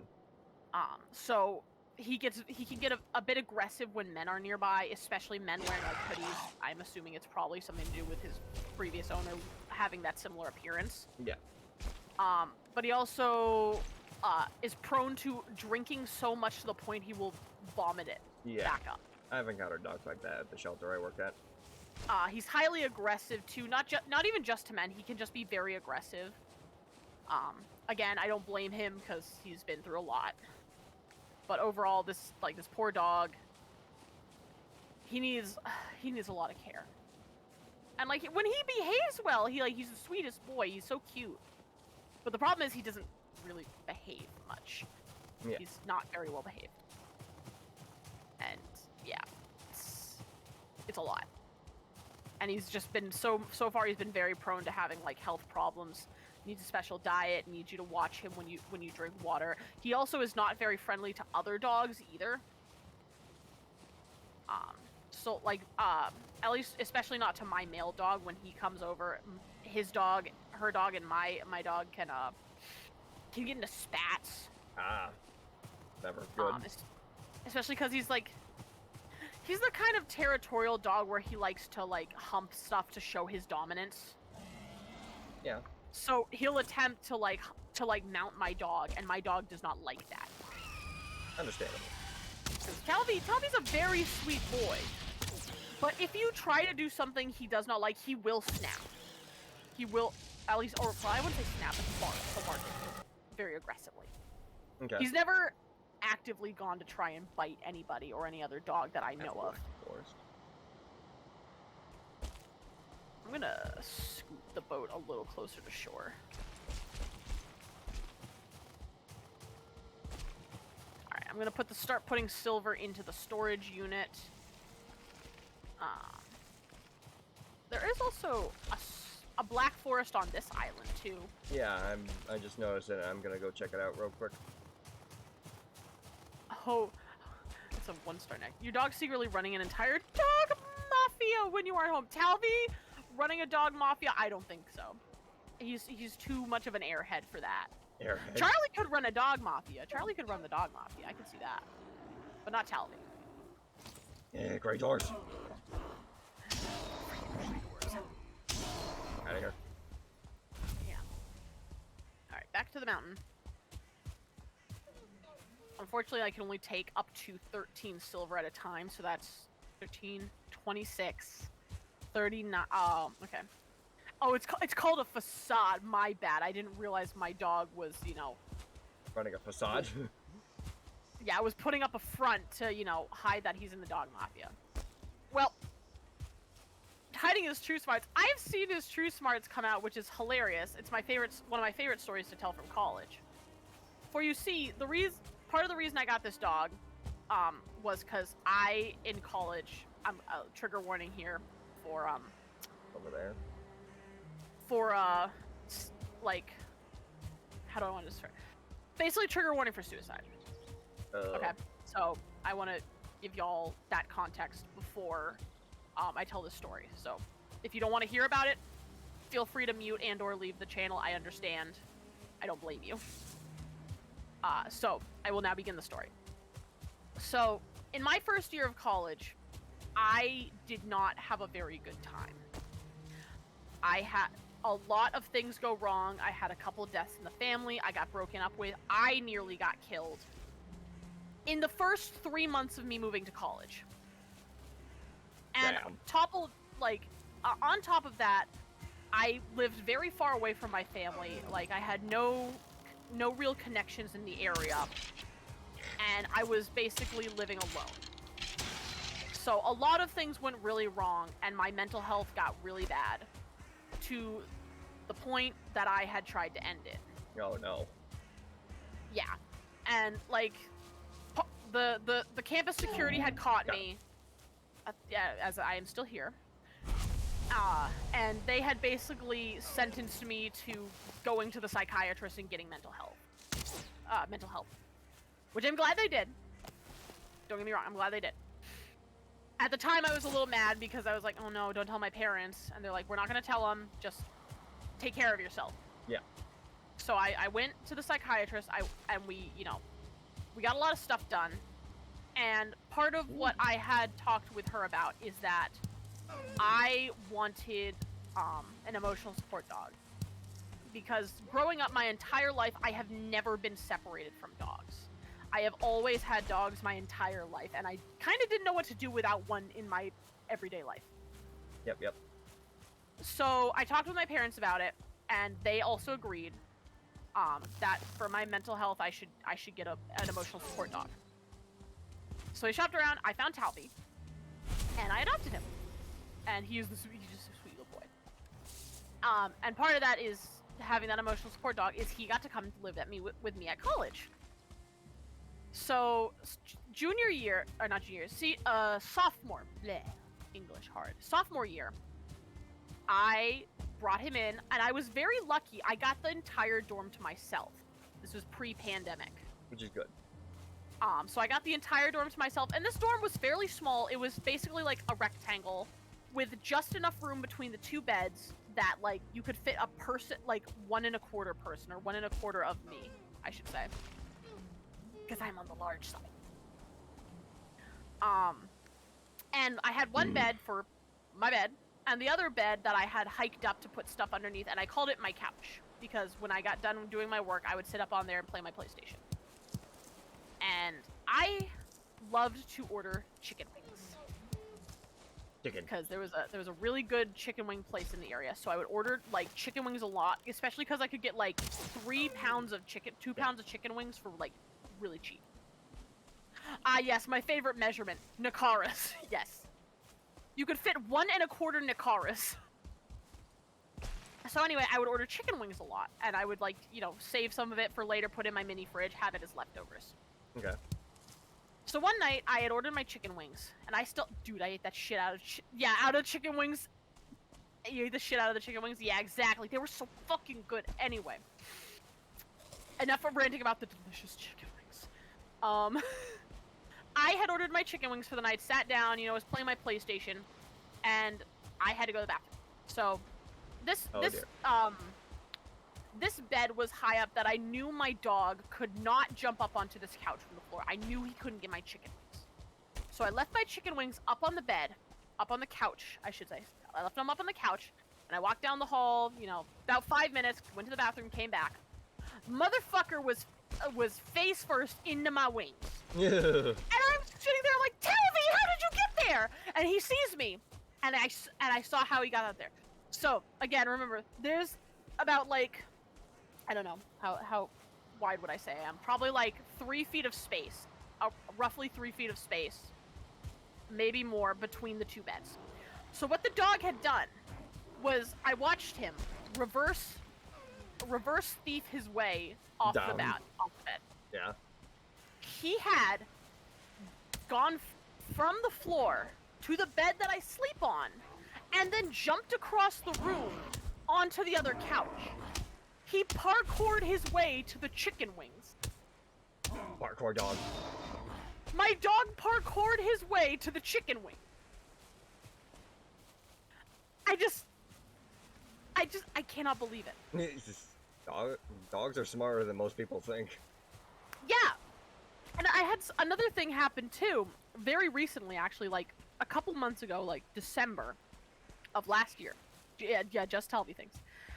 So my family heritage is Finnish, and I wanted to try and like, you know, eat some more traditional Finnish foods, and I found this little Christmas cookie called Juolu Tortu, okay?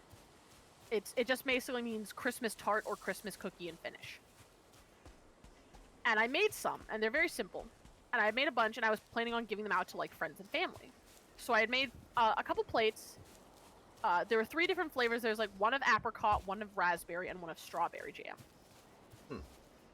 And me and my mom had stepped out of the house to do something. No, hold on. Sorry, I'm backing up. I'm getting ahead of myself. My mom had left the house. I was streaming. I was doing a stream, like right now. And I went downstairs and I wanted to go have a cookie. And I get to one of the plates. I think it was the raspberries, the raspberry cookies. And I noticed that they were all gone. But the funny thing is, the plate was still up on the countertop, right? The dog. So I'm looking at this and I'm like, well, the plate's on the countertop. It couldn't have been the dog. He would have, you know, grabbed the plate, torn it off the countertop, and ate it off the floor, right? So I messaged my mom and I'm like, Mom, did you eat all the raspberry cookies?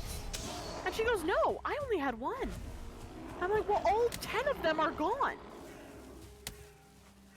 And she comes home and she's like, yeah, I only had 1 cookie. And I'm like, well, I only had 1 cookie. And we just simultaneously look over at Talby. And we're just like, how did you do it?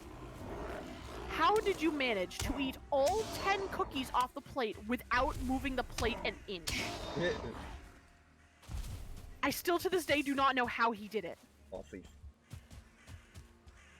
I just don't. It's astounding. This dog is astounding in all the worst ways.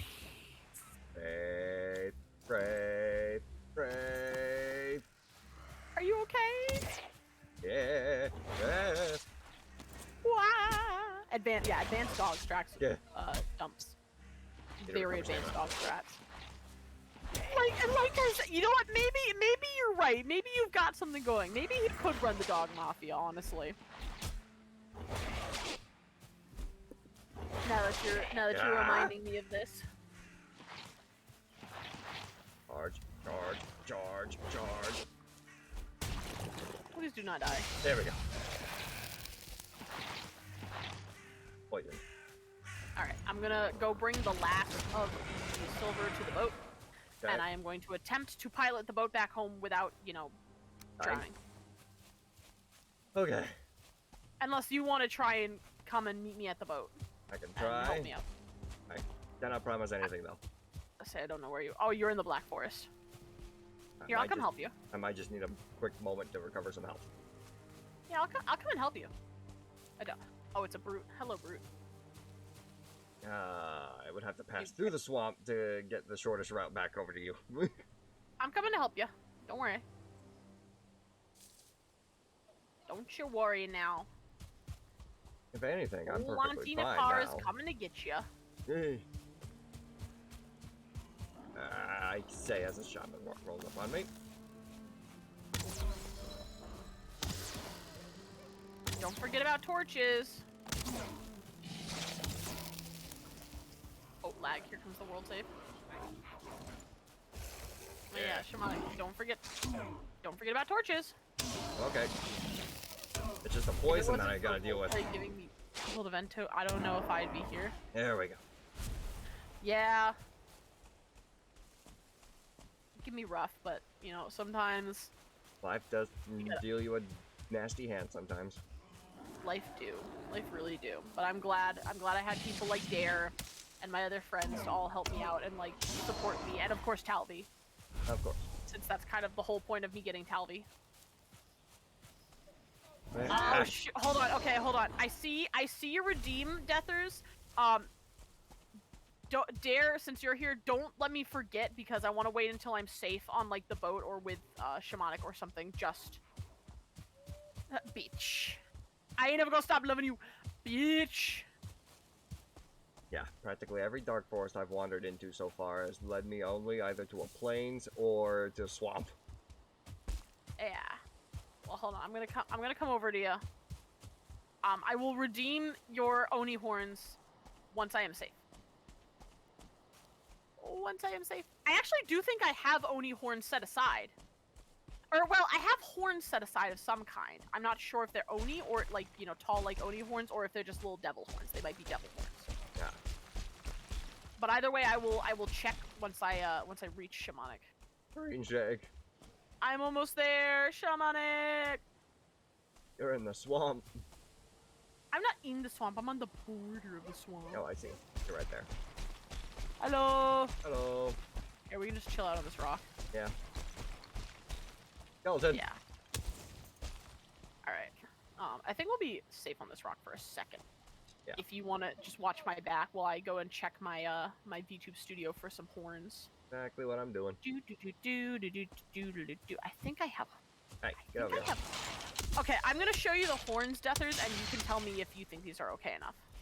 Ow! Oh shit, I'm lagging. Whoa! Why did they get massive? Hold on. Things are going wonk. Yeah, yeah. Hey, get out of here.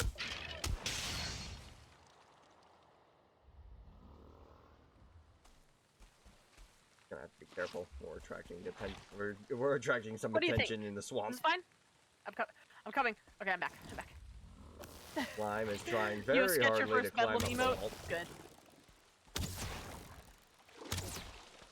Welcome in, Orizi. Welcome in. Good to see you. Good. Alright, let's get back to the boat. Yeah. Perfect.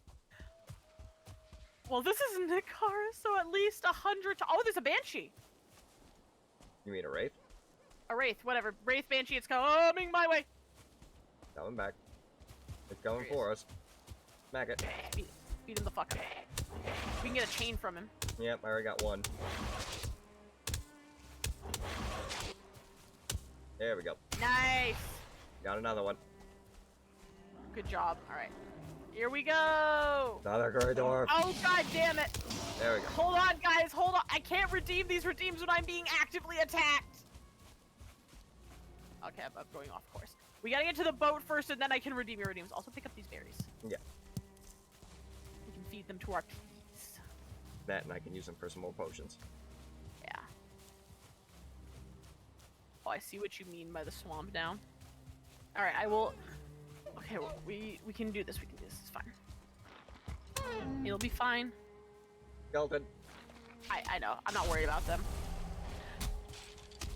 Okay. Dare, remind me. I have a form shift and a head pat to redeem when I am not being attacked. Ow! Thank you. I have a form shift and a head pat. Okay. I don't know why you're being. Hi, hello, a shaman. Here, Skipo Ku Dare. Alright, we can do this. We can do this. Gone. Just keep running. Just keep running. Just keep Another running. wraith. Another one? Okay, well, I'll come back. I'm coming to help you, boy. The Grey Grey Dwarf Dwarf are was fighting. attacking the wraith.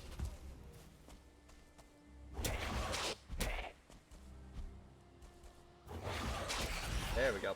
Another chain. Okay. I don't know what the fuck just happened, but I was all over the place for a second. Yeah, I was having some connection issues. Oh my god, that was scary. Okay. Also, I kind of have these. Kind of completely what? forgot about them. Oh, your health pots? Yeah. Oh my. Ow! Thank you, Arizi. Would you like a few? I got 6. No, I'm fine. I'm okay. I'm doing really good on health. Okay, good. You need them more than I do. Okay. Alright, we're almost Back back. to the boat. Oh, that is a troll! This is an entire horde of 7 Grey Dwarves. Yes, indeed. Oh, Very annoying. close to the boat. You're just gonna follow the coastline now. Hello, Gib! It was a redeem. It was a redeem I had received. I have 2 more redeems I have to do as well, but first I need to make sure we survive and get to the boat. There's so many blueberries here. There's a shaman. What? It's fine. It's fine. He can't really damage me that hard. Yes, survival is good. Thankfully, I have plenty of health. Shamanic on the other hand. Yes, I know, Wunkle. I know I have a form shift. I have to survive first. Yes. And a hydrate I can redeem very easy. Give greetings. And thank you for the care package. Okay, we're almost there. Gotta take a quick drink of my aloe. Understandable. Do not As I crack walk that into joke, a tree. please. It's not. I don't know. Thank you, Arizi. Okay. Okay, the brute is dead. I see Kratos where is you're dead. fighting. Okay. Ooh, bird. Gotta wait till I can jump.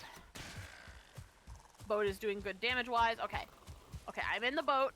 Everything looks fine. I will do the shit. Okay. Grabbing a couple of feathers, and then I'll be right there. Okay. Everything decides First to things come first, charging I for me. probably have to re-put on the horns again. Yeah, put on the horns. Where is it? Horns, there they are. Just watch the boat first. Oh god, they're massive. Why are they so massive? Get out of here. Wow, Gone. too small. Too small. Well as you. There we go, better. And now, there we go. We are all set. All the redeems have been redeemed. Jumping on. Ah.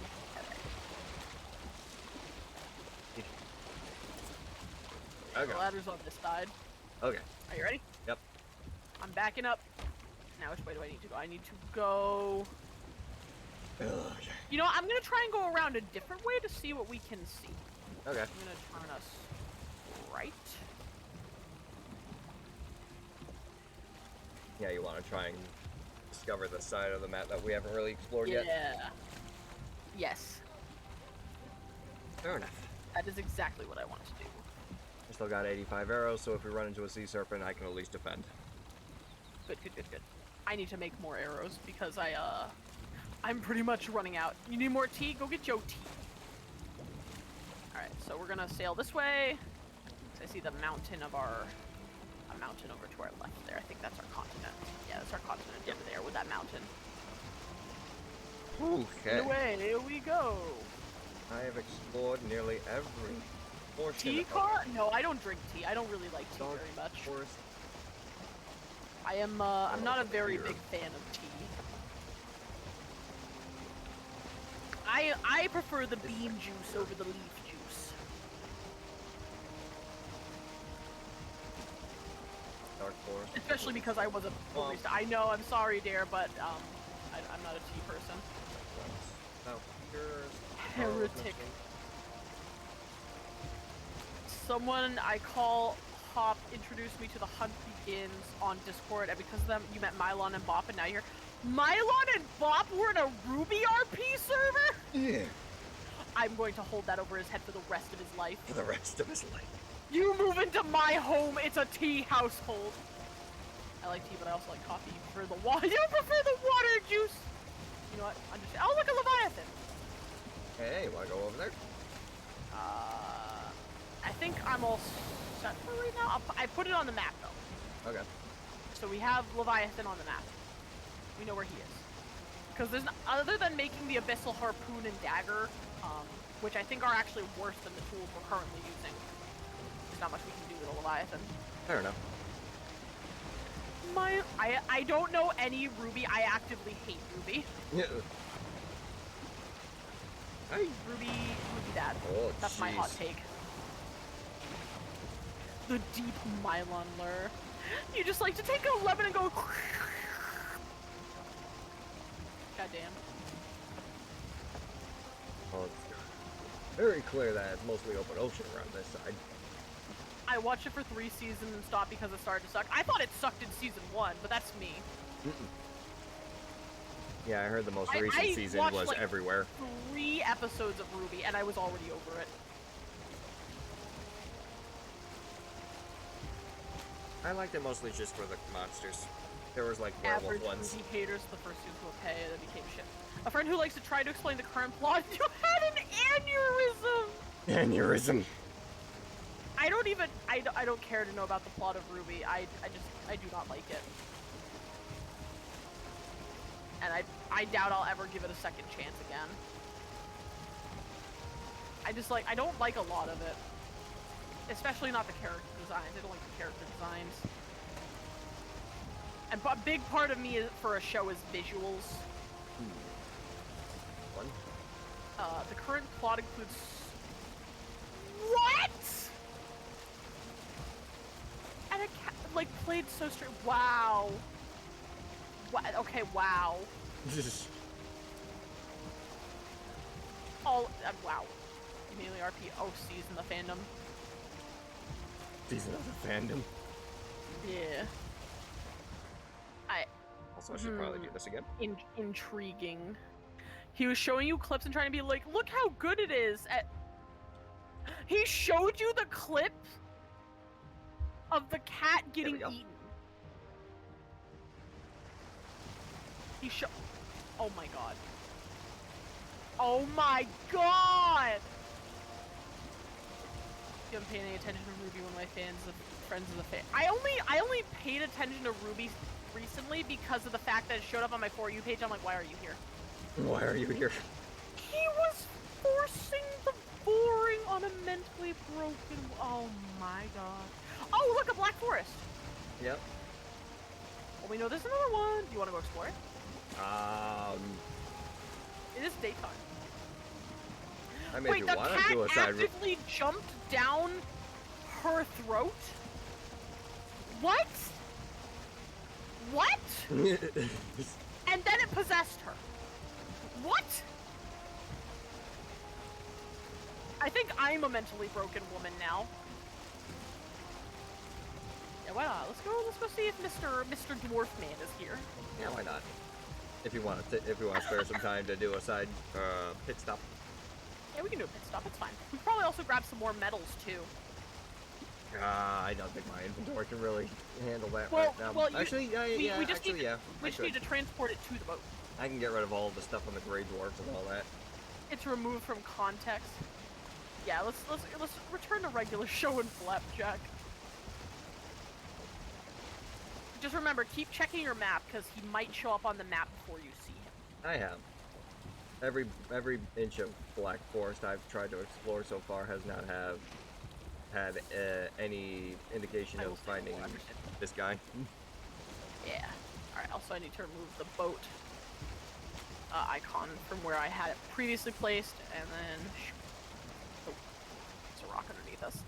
I think we can avoid it. Yep, we're good. Alright. Because, yeah, we're also on the coastline, too, so it's very easy to get tin. Yeah. Alright. Flapjack would be funny. Flapjack is also fucked up, but, like, in its own way. Get rid of the red. Well, I'm sorry, Clara, but here we will only be talking about Flapjack right now. Okay. Moving on. Flapjack is one of my favorite shows. What is it called? Boat. I can't believe I forgot the word for boat. B-O-A-T? Boat. It is fucked up, and in the artist the artist nice way and not the cat vor way. I cannot say I like Vox Machina, nor can I haven't watched Vox Machina. Really? I don't have access to it, that's why. So, I mean, from what I've heard, a lot of people really like it, and, you know, I've been interested in watching it, so I'm glad that the reviews I've heard say it's good. Oh yeah, Vox Machina is great.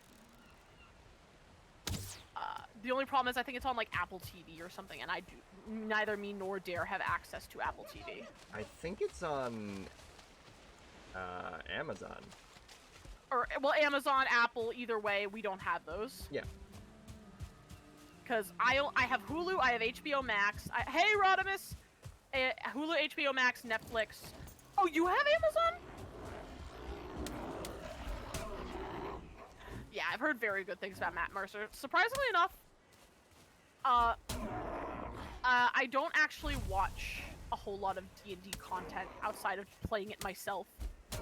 I'm very strange like that. I'm a very strange person. Like when it came to when I first started VTubing, outside of doing my own VTubing, I never watched VTubers. I never even heard about VTubers until someone at work introduced me to the concept. The only reason I found out about VTubers was because Cade showed up on my For You page on TikTok. Ah. And that's how I became a VTuber. I have not watched one Critical Role, and I never will, for no reason, just because. I feel that. I have not watched one, nor will I watch it, because I'm honestly just not interested. There we go. I mean, I'm sure it's good, don't get me wrong, because, like, I've heard great things about Matt Mercer and, you know, Critical Role, Dimension 20. So I'm not saying they're bad, by any means. I just don't have any interest in watching them. I watch a single D&D YouTuber. I do watch D&D content, though. Like, for instance, one of my favorite D&D YouTubers is Dingo Doodles and her campaign of Fool's Gold. I love Fool's Gold. I love it so much. Ah. I heard Matt Mercer. Yeah, Matt Mercer is a voice actor. I don't know exactly what characters he voice acts, but I know he is one. Plus, I have no interest in watching campaigns. You've watched one campaign a bit, and it was interesting to find it. Yeah. Yes, sneeze! It was a Strahd run. Ooh. Yes, Fool's... I don't know what it is about Fool's Gold in particular, but I love Fool's Gold. I've never heard of Z Bashaw. I'm pretty sure Dingo is the only D&D YouTuber I watch. There might have been, like, a D&D YouTubers I watched, like, you know, off and on, or, like, watched one video from them and never watched them again, but Dingo Doodles is, like, the only D&D YouTuber I watch actively, repeatedly. Like, I come back for the content. Yeah. I love her humor. It's part of her humor. The way she does the characters and, like, the serious moments, it's all so good. There we go. But I started it because of the first episode, which was, in my opinion, hilarious. TLDR, her character sang karaoke so bad, he TPK'd the universe. Coastline. Which is a gross over-exaggeration, but it's hilarious. How's your... Yeah, I'll head this way. I saw which way you went. I would recommend he does goofy animated videos mostly on wacky ways to use spells. Ooh, that sounds kind of fun. Z Bashaw. Alright, I'm gonna have to remember that. Yeah, my interests are very all over the place and usually don't have any sort of consistency. I am also one of those people who, like, you might find this annoying, and I don't blame you because I also find this annoying. I am one of those people who, usually the minute you tell me to go watch something, I will never watch it again. Yeah. And I don't know what it is, but something about somebody telling me, you should go watch this, actively makes me angry, and I will never watch it. Actively makes you angry. I don't know why. The only time I will usually ever take the request is either somebody watches it with me, or I am genuinely interested in the concept. Like, for instance, there have been a couple shows or movies, like, for instance, I don't care for, like, Marvel, DC, any sort of superhero film. But if my father had come to me and said, "Hey, Nikara, do you want to watch, Thor with me?" I'll be like, "Sure." Even though I don't care for Thor at all, and I probably will never watch it again. But just because your father asked if you wanted to see it. Yep. Like, unless I genuinely hate the idea of the movie, or the concept or whatever, if you ask me to watch something with you, I will probably do it. But if you ask me to go watch it alone, or tell me you should go watch this, I will not do it. Makes sense. I don't know why, my brain just works like that. I think there's like an actual thing, like I don't know if I'd call it a disorder, but there's some mental thing about that. Like a tick? Not really a tick. A tick is like something you do repeatedly. Like, for instance, I would say I have a stim, a tick or a stim. Well, actually, hold on, I'm getting those two conflated wrong. Let me back it up. Ticks and stims are different. Ticks are something you can't usually help doing. Like, for instance, a person with a tick will just uncontrollably say or do an action, and they cannot stop it. Whether it could be like repeating a word over and over again, it could be like, you know, maybe they like flick their hand in a certain way, you know, whatever.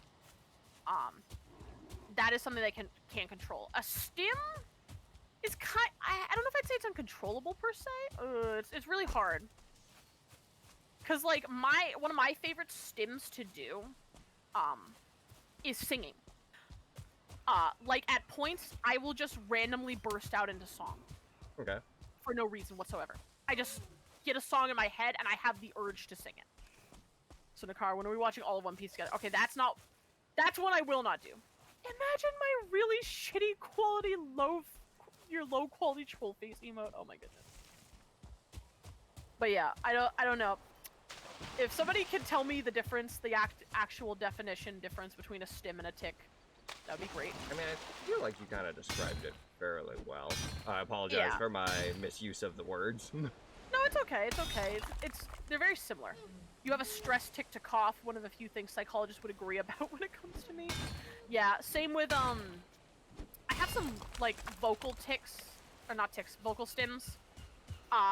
Like, for instance, there's one thing that is very common, very prevalent among people with, like, ADHD, and I don't know what the term is, and I also don't know if I'm ADHD.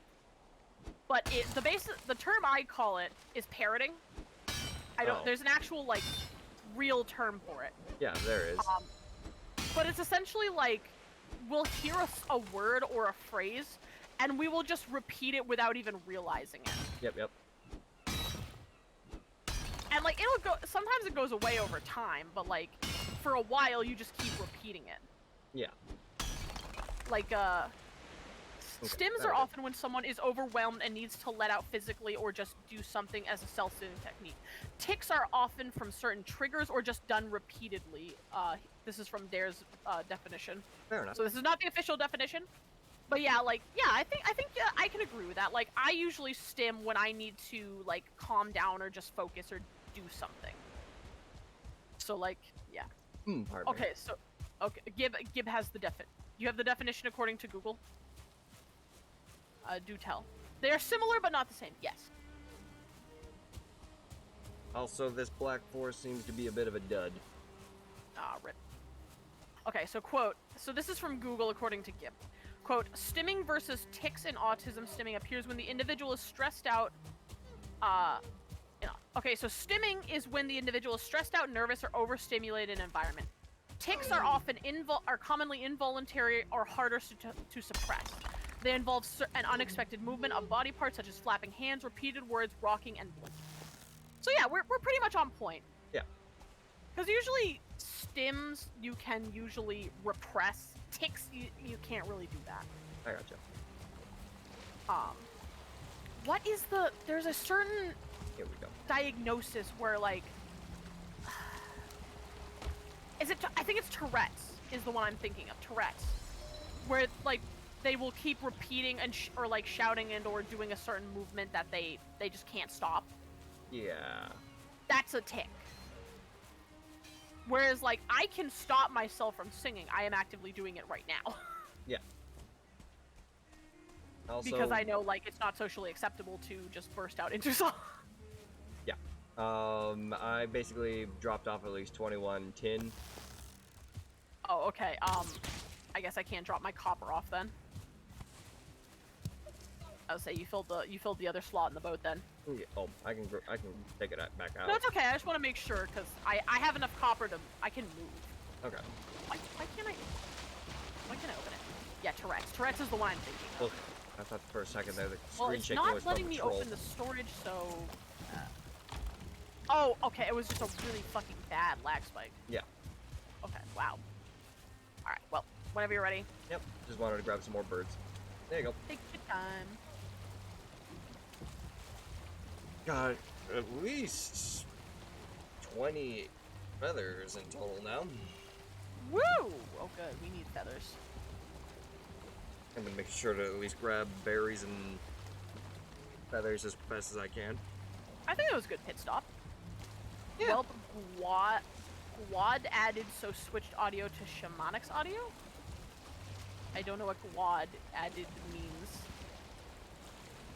Wait, what about me now? I don't know. It's apparently Giv has switched to your audio. I don't know what happened. Does he have both of our streams tabbed, but oh, me you open? got 4 ads on my end. Ah, makes sense. Oh, were you trying to say you got added? Oh, Quad added. I thought it was a G. I'm stupid. My bad. That one's on me. I can't read. What's up? I'm Jared. I'm 19 and I've never fucking learned how to read. That was a vocal stim. My vocal stims are repeating TikTok and or Vine audios. Yeah, silly Nikara breed. You're making an emote of Bedlam eating gems? Good. I also have the physical stim of bouncing my leg up and down and or just fidgeting in my chair. I bounce my leg a lot. Oftentimes without even realizing it. Whoopsies. Oh shit.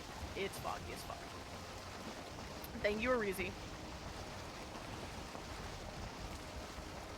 Alright. So hopefully we don't run into anything. Oh, I see trees up ahead, but I can't tell which way I can go. Got both streams tabbed? Well, thank you for supporting us both there, Gib. Thank you. Alright, I see we're in the Black Forest. I see it to the right of me. I think I can go to the left of it. I do believe that I can squeeze through right here, I hope. Yeah.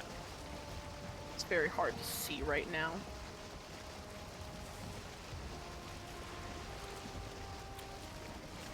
Also, for anyone watching that wants to try and check out Nikara's side again, I'll go ahead and give her another shout out while I'm just sitting here. Since we're just sailing, I'll give you a clip shout out this time, Shamanic, if that's okay. Perfectly fine. Okay. Here we go. Nope.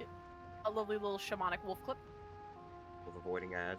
Yeah, I definitely do the same thing too whenever people are collabing together. Understandable. Maple, greetings and welcome to the stream.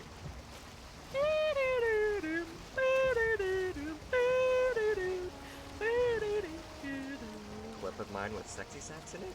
Yeah, you had sexy sax in yours. Oh, was it Elden Ring? I don't know. I was trying to sail the boat, so I didn't really get to take a peek. Oh, perfectly fine. Yep. It was Elden Ring? Okay. Thank you, Uncle. Yeah, that's probably one of Big Mama Jacob's clips of mine. Not sure how long I can stay. I'm extremely tired. I mean, if you, I'm not gonna try and force you to stay. So if you do want to try and get some rest, I fully understand, Maple. Yeah, please don't tire yourself out for our sakes. Exactly.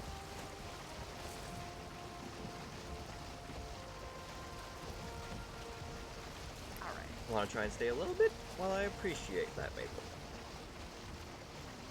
But if you start to fade, let me know and I'll make sure that to give you a proper outro. Alright, I'm gonna speed it up.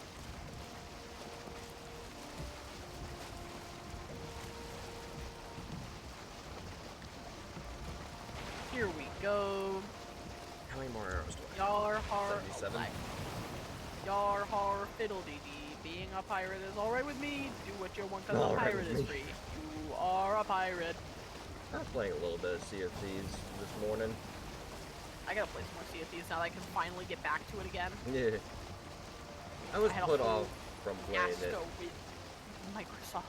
Yeah. I was put off from playing it for a little while, so it was nice to just go in solo and collect like a few little mermaid gems and deposit it all. Yeah, sometimes when I want to play Sea of Thieves solo, like, the only thing I'll do is I'll just kind of hang around and just fish. True. Because I am trying to get the Hunter's Call commendations. Oh, same. Yeah, well, fish.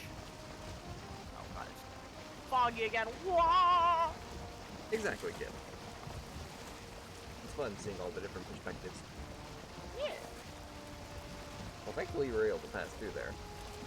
Yeah, hold on, I'm trying to... We'll slow down for a second. Having both streams open enables POV switching. True, true. And I encourage that. I want you to see what... Especially when me and Shamanic split up, see what he's doing versus what I'm doing. Yeah. I don't know. I don't think I can sail through there, can I? Looks like you can. Are you sure? The area up ahead? No, I meant to our left. Oh. Yeah, Just you trying can, to see if you can there's pass through this shortcut little there. area right up ahead. Actually, wait. That might be just a little cove. Yeah, that's what I think. I love being sneaky, being a sneaky little pirate and performing some backstabbing. True. I see a shaman is fighting something on that coastline. Yeah, it looks like skeletons are fighting the brutes. Yeah. And now the I'm shaman and not brute very- are trying to swim out to try and kill a deer. Oh, okay. Also, congratulations on catching that Bellsprout maple. Ooh. What Bellsprout? Where? What game? Pokemon community game for Twitch. Ah, right. I forgot you have that on your end. Yes, yes, yes. I have Poke2 on my Discord. Ooh. So if you join my Discord, you can always join on the Poke2 and catch some stuff. Nice. You can't catch me today, dumbass! You like Bellsprout, but you never evolve it. Oh. I mean, it's a cute little that's fair. Pokemon. I like Victory Bell. Victory Bell's pretty cool. Though I don't usually have Bellsprout, or... I don't usually have many grass types on my team now that I think about it. Grass is actually one of my favorite types. I think my favorite type is, Dragon. Not bad, not bad. I'd say my top three are Dragon, Dark, and Fire. Yeah, I'm the odd one out, and I usually like the grass, rock, and I want to say ground type. Pokemon chat game is whack. Like 90% of my Pokemon have horrible level up for HP because it's randomly generated. Oof. Grass type trainer as well. Nice. Glad to see some more grass type trainers there, Maple. I don't usually stick with a type though. I'm not like a monotype trainer, like anything like that. Oh yeah, I'm not normally as well. But I tend to have this one thing I do for almost every Pokemon game, where I have at least one either dragon type or dragon-esque looking Pokemon per team. That's cool. So like Gen 1, I always have Charizard and or Tyranitar. You see, Gen 2 is the one I always get confused on because I don't play Johto much. Yeah, Tyranitar is Gen 2. Tyranitar's not Gen 2, Tyranitar's Gen 1. No, Tyranitar is evolved from Larvitar, which is from, what was it? Kanto? No, Johto. Tyranitar's Kanto, isn't it? Oh, it is Gen 2, you're right! I thought it was Gen 1. Yeah, no, Tyranitar doesn't, if you're thinking of other dragon types in there, you're probably thinking Dragonite. Oh, I hate Dragonite. You hate Dragonite? You love dragon hate types, but you Dragonite. hate Dragonite? Dragonite is so goofy looking. I don't like that. I want the dragons that strike fear into the hearts of the enemies, not puff the magic dragon. Fair enough, I suppose. Let me see. Hold on. That just kind of caught me off guard for a second there. I don't know why I thought Tyranitar was Gen 1. I don't know. Weird. Well then, Charizard for Gen 1, Tyranitar for Gen 2, Salamence or Flygon for Gen 3. Oh yeah, of course. Gen 4 is Sinnoh. What did Sinnoh have for dragons? Sinnoh had freaking Garchomp. True, Garchomp, love me some Garchomp. Garchomp is good. Dragonair over Dragonite. True. Dragonair is really pretty. True, Dragonair over Dragonite, for real. I stand. I can't be a monotype trainer either. While grass is definitely my favorite, I like too many other Pokemon to only pick one type. True. Yeah, exactly. Let me see. I'm checking out the other Sinnoh Pokemon. Because yes. Yeah, yes. Garchomp good.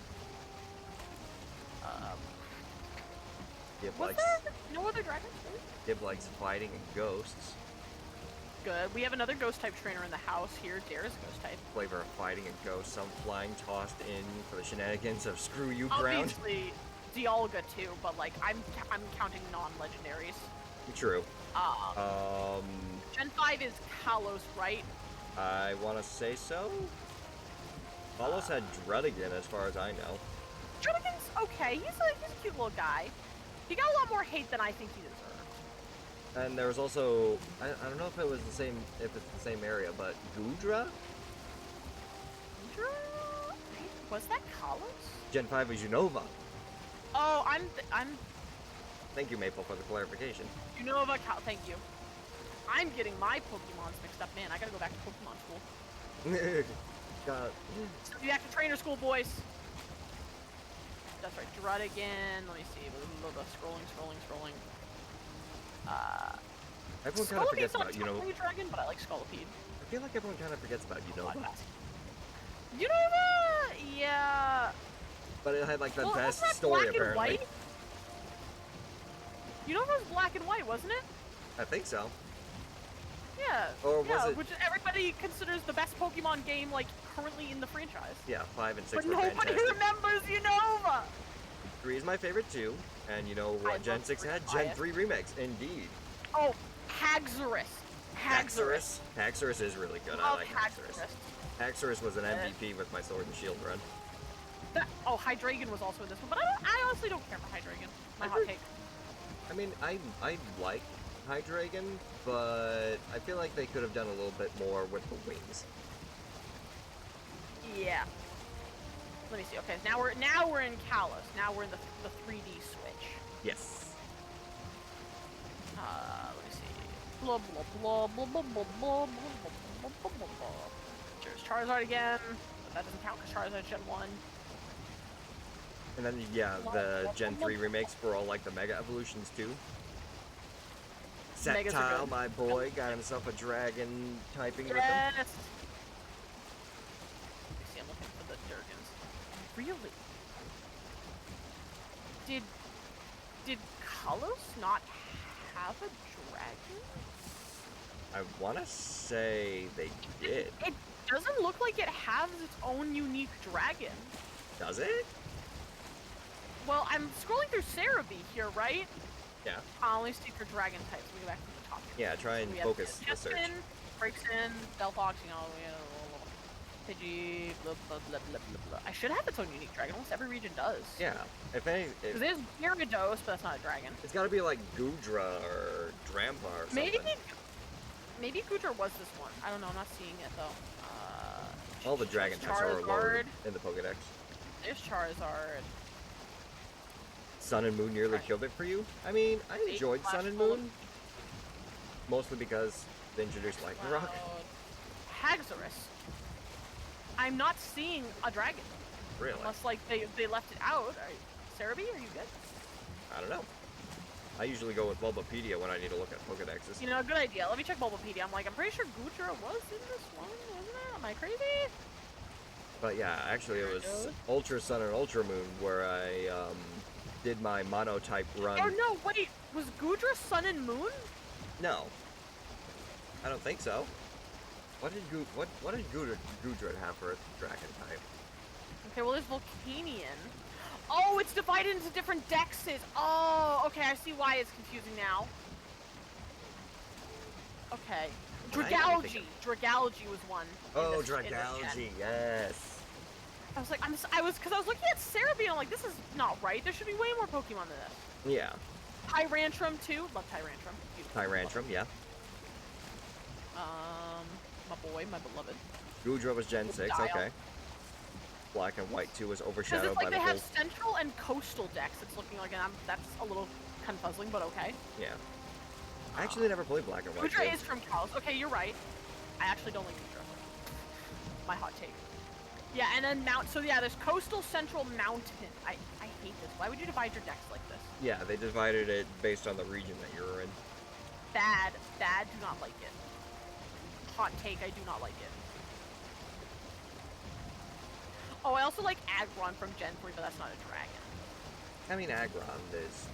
It's like a dragon-esque Triceratops. Yeah. Noivern too? Noivern, my beloved. Noivern. Why did I forget about Noivern? I always remember Noivern, but not what generation he's from. Okay. Yes. Okay, so we got Kalos, then we get to... Sun and Moon. I know you haven't played Black and White 2. We've been over this Shamanic for half a dozen times. I know. Next time I run over to like a disc replay or something, I'll go and grab it. I have played every single Pokemon main series game. Ah. Yeah. Not all to completion, mind you, but I have played them. I'm just gonna keep us going slow so I can keep looking at the decks. Alright, so now we get to Alola's decks. Alola... I like how we're just trying to look up dragon Pokemon. Literally! Listen, I love dragons! Shit, I really am queer, aren't I? I saw... You stream until 10 today? Yes, sir. Hopefully Sun and Moon treated me better than it did me. Yeah, I mean, the fact that I was trying to do a mono-type run, and I discovered that they added an actual wolf Pokemon, finally. Lycanroc! Exactly. Yeah! Exactly. This Gudra. But, yeah, my mono-type run was basically grass types, and I actually traded the, Dusk form Lycanrocs to build my team up with Wonder Trade. Hold on, I see Turtonator in here so far as a dragon type, but I don't really like Turtonator. Turtonator. Yeah, Turtonator. Not looking. But yeah, actually, yes, Como-O. Oh, Como, yeah, Como, Jangmo, and Akmo. Galar, Pokédex. Oh, we get Flapple in this one. I like Flapple. Flapple was good. I'm sorry, hot take. I think Flapple's better than Appleton, but Appleton is very much baby, so I will not, say I hate Appleton. Apparently, people can eat Appleton. Yes, you can. And again, you can apparently eat a lot of Pokemon in the game. Yeah. A lot of Pokemon are surprisingly edible. When you're trying to... I remember seeing a YouTube short. It was like... When you're talking about the Pokemon lore, if you want to try and be more relatable for the kids, you probably don't need to mention that most Pokemon are edible in some shape, way, or form. And that you also don't have to mention the fact that the lower the level of the Pokemon, the tenderer the meat. Oh god! But yeah. So far, Flapple's the only dragon I'm seeing that I like. Exactly. Which is sad. That is like new to this generation, not a previous gen dragon. Wait, Sun and Moon? Oh right. No, this is Galar. Oh, this is Sword and Shield. Yes, Sword and Shield. So... Oh, well, Duraludon's okay, I guess. I do like Dracozolt. There's also Eternatus. I'm non-legendaries. Oh, right. Oh, and Dragapult. Can't forget Dragapult. Dragapult. So, Dragapult. I love Dragapult, but he's not my favorite dragon, but he's a good dragon. Yeah. And what He's was... still a very good dragon, I'm sorry, there. Where was Drampon, then? Drampon, I think, was... Yeah, the freaking never-ending story-looking dragon. Yeah, hold on. Drampon was... Generations... Moon. It was Moon. Oh, it was Moon. Okay. It was Moon. And then, out of the new one, I love Excalibur. I do like Excalibur. Excalibur? Yeah, the ice dragon. The actual Godzilla-looking one. Oh. Like, everybody thinks Tyranitar looks Godzilla-esque. Dragapult, not Dragapult, Excalibur has it better because he actually has, like, the big plate. The big fin on the back. Yeah, I got you. So, I still think Tyranitar does look like, Godzilla. Apparently one of the Pixel games, there's someone who got arrested for actions involving a Gardevoir. I don't remember, Huh. I don't know. I don't know if I want to discuss the ethics of human Pokemon relationships. I mean, it's already been discussed. I mean, true. It has happened in games. Like, they actively say people have married Pokemon in games. Yeah. So, take that what you will. Take it with a grain of salt. Yeah. I mean, as long as they pass the Harkness test. Oh god, no. You better get used to eating eggs for breakfast. We are not talking about that video. Which ones are good for battling? Oh, you mean actual battling. Whatever. I will never not forget. According to Gen 4, humans are canonically Pokemon. Yeah. Humans and Pokemon are the same. Yep. Apparently. I think all humans are just normal types. Gen 4 was weird. Sinnoh?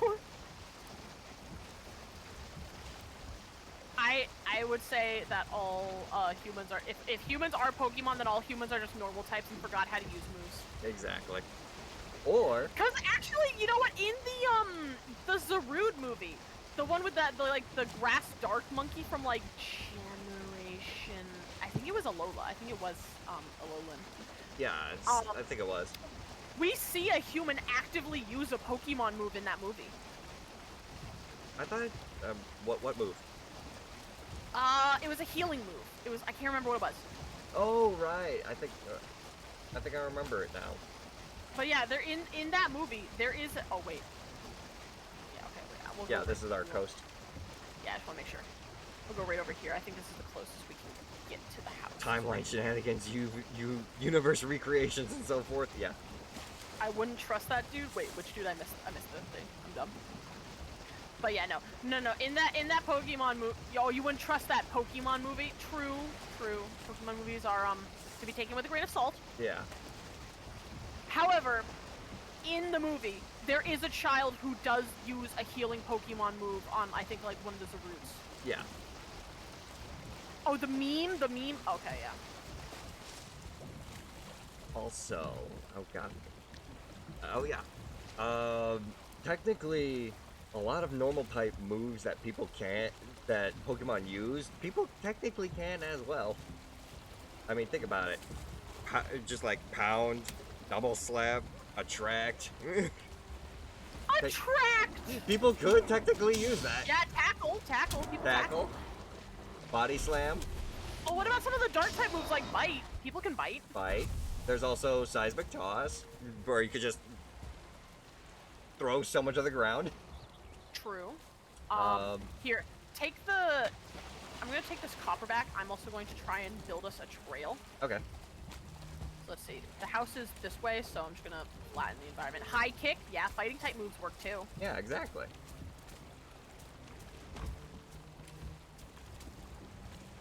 There's a lot of Pokemon moves that that humans could use. Swords dance. I mean, yeah, you can dance with swords. No one's stopping you. There's also what else we got? Facade. Facade. True. Technically, you can serve. So yes, sir. There's also nasty plot. Nasty amnesia. Plot. Amnesia. Well, I don't know if a human can necessarily use amnesia, but you can get amnesia, so... True. Doesn't that technically count? Technically. I don't know. Then, let me also try and think of more moves. Sleep or rest. Yeah, spit up, swallow. Rest. Rest. Uproar. Uproar. Stomping tantrum. Scary face. Scary face. Detect. I like how this is detect. Protect. I like how this has basically just become, what are all the Pokemon moves that humans could possibly use now? Well, we were basically just, yeah. And clearly every human knows self-destruct. I mean... I mean, you're not wrong. You're self-destructive, yes.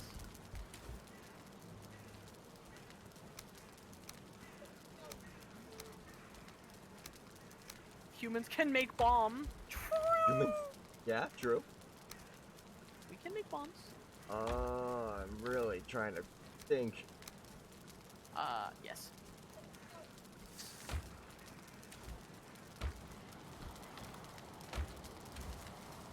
Tickle? I don't think that's a move. That is a tickle. It is. Wait, tickle is a move? Tickle is a move. It lowers defense. Oh shit. What about baby doll eyes? Baby doll eyes?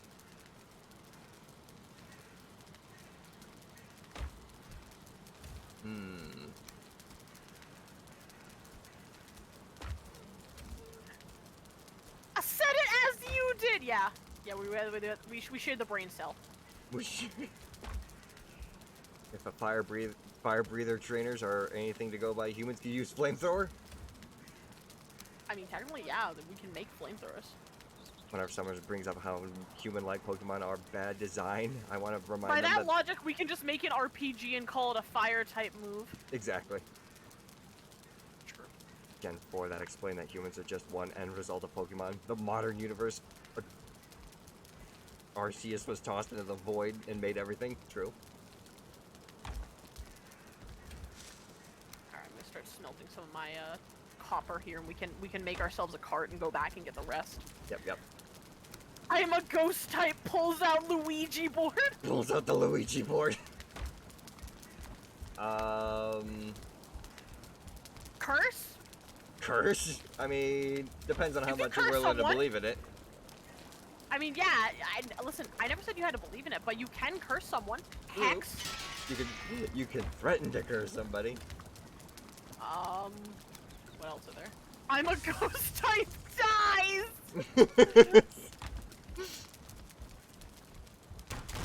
I'm trying to think.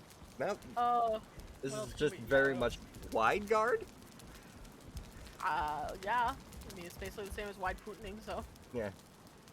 Okay, now what do I need for the nail?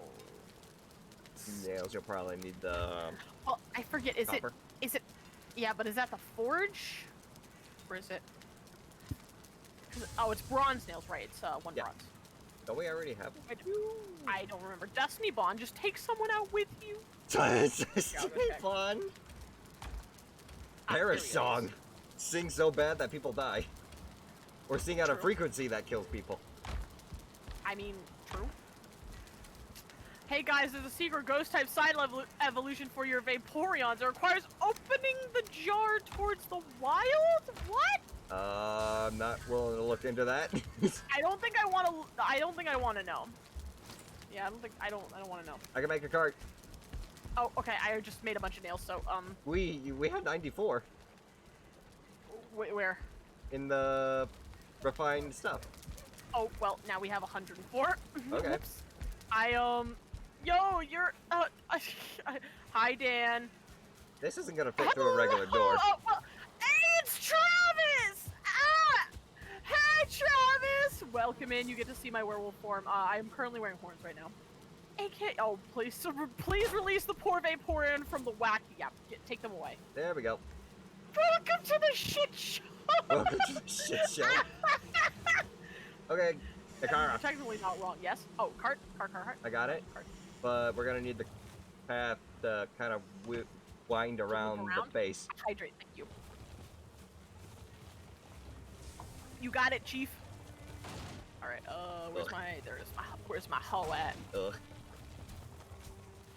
right. I'm gonna work on flattening as much as I can. Also, I should probably grab some stamina-based food real quick before going out completely. What do you mean you're right here? What? Yeah. I tried to flatten. Oh, hydrate or dihydrate? Yeah, hydrate or dihydrate. Hydrate or dihydrate. How are you sad and your head hurty? Well, sir, go take some Tylenol. That. And Oh, I got you. honey, thank you. Go take some Tylenol, my dear. That will Okay. help with head hurty. Pack mule, come back. Alright, I have some of it already flattened on the way, but I cannot guarantee it's gonna be great. Okay. Yeah, I see it. Tylenol, no help! I'm sorry. Yeah, just be careful of the cart. As best you can. I'll try and, like, on our way towards it to, destroy trees and stuff, but... Yeah.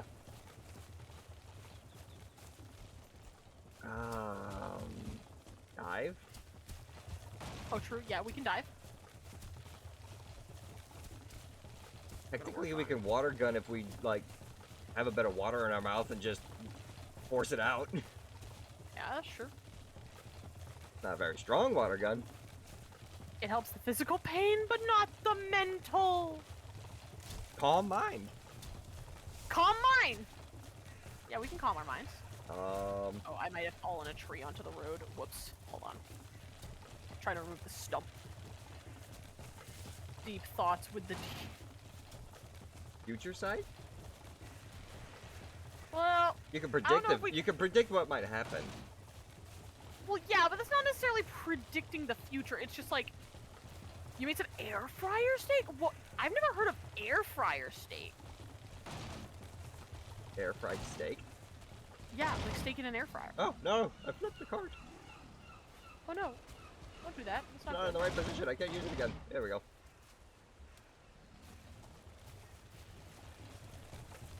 A little off road. There we go. Unless you're psychic, but like, I mean, I can't confirm nor deny because like we don't have any scientific proof of people actually being psychic.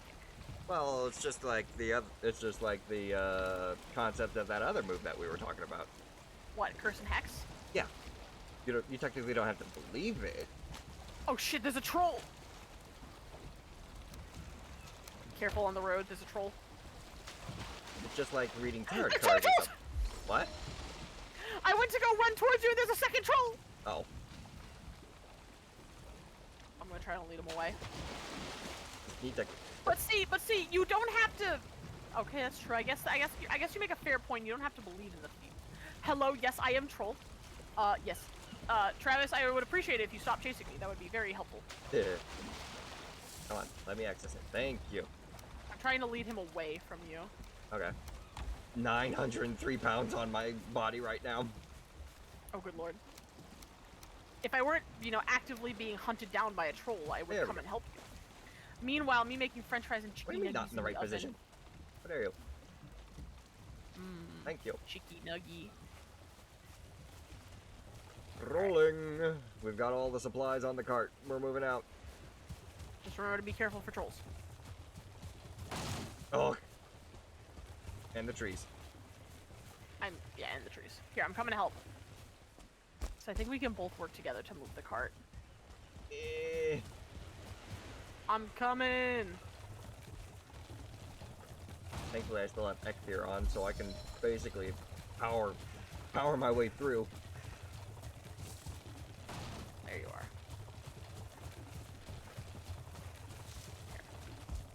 Here. Maybe I can't. You can push from behind. For sure. Strength. Push, push, push. Working together. Teamwork. Teamwork makes the dream work. Quick rest. Yeah, same. Come on. What? There Push, we push, go. push, push. It is very Teamwork, foggy. teamwork. Whoa, whoa, oh! I'm okay? grab the wood. Thank you. Who knew branches could be so bad? I know, right? At least for the most part, our road kind of works. Yeah. We just got. Ooh. Okay, maybe I gotta flatten that out a little bit. Clear out some bushes too. Yeah. Stuck. As long as we can get the cart back inside to repair it, it'll be fine. Yeah. Actually, can I repair it now? No, okay, I'm not quite yet. Not quite yet. Oh god, it's dark. Oh yeah, careful of all the rocks, man. I gotta get through them. There we go. There. Okay. We did it! And we only had to make it in like 2 trips. Woohoo! Thanks to the cart, and thanks to your road. Well, at least now all we have to do is bring the silver and silver. What do I need? Because I have a wolf Doors. cloak on already. I believe.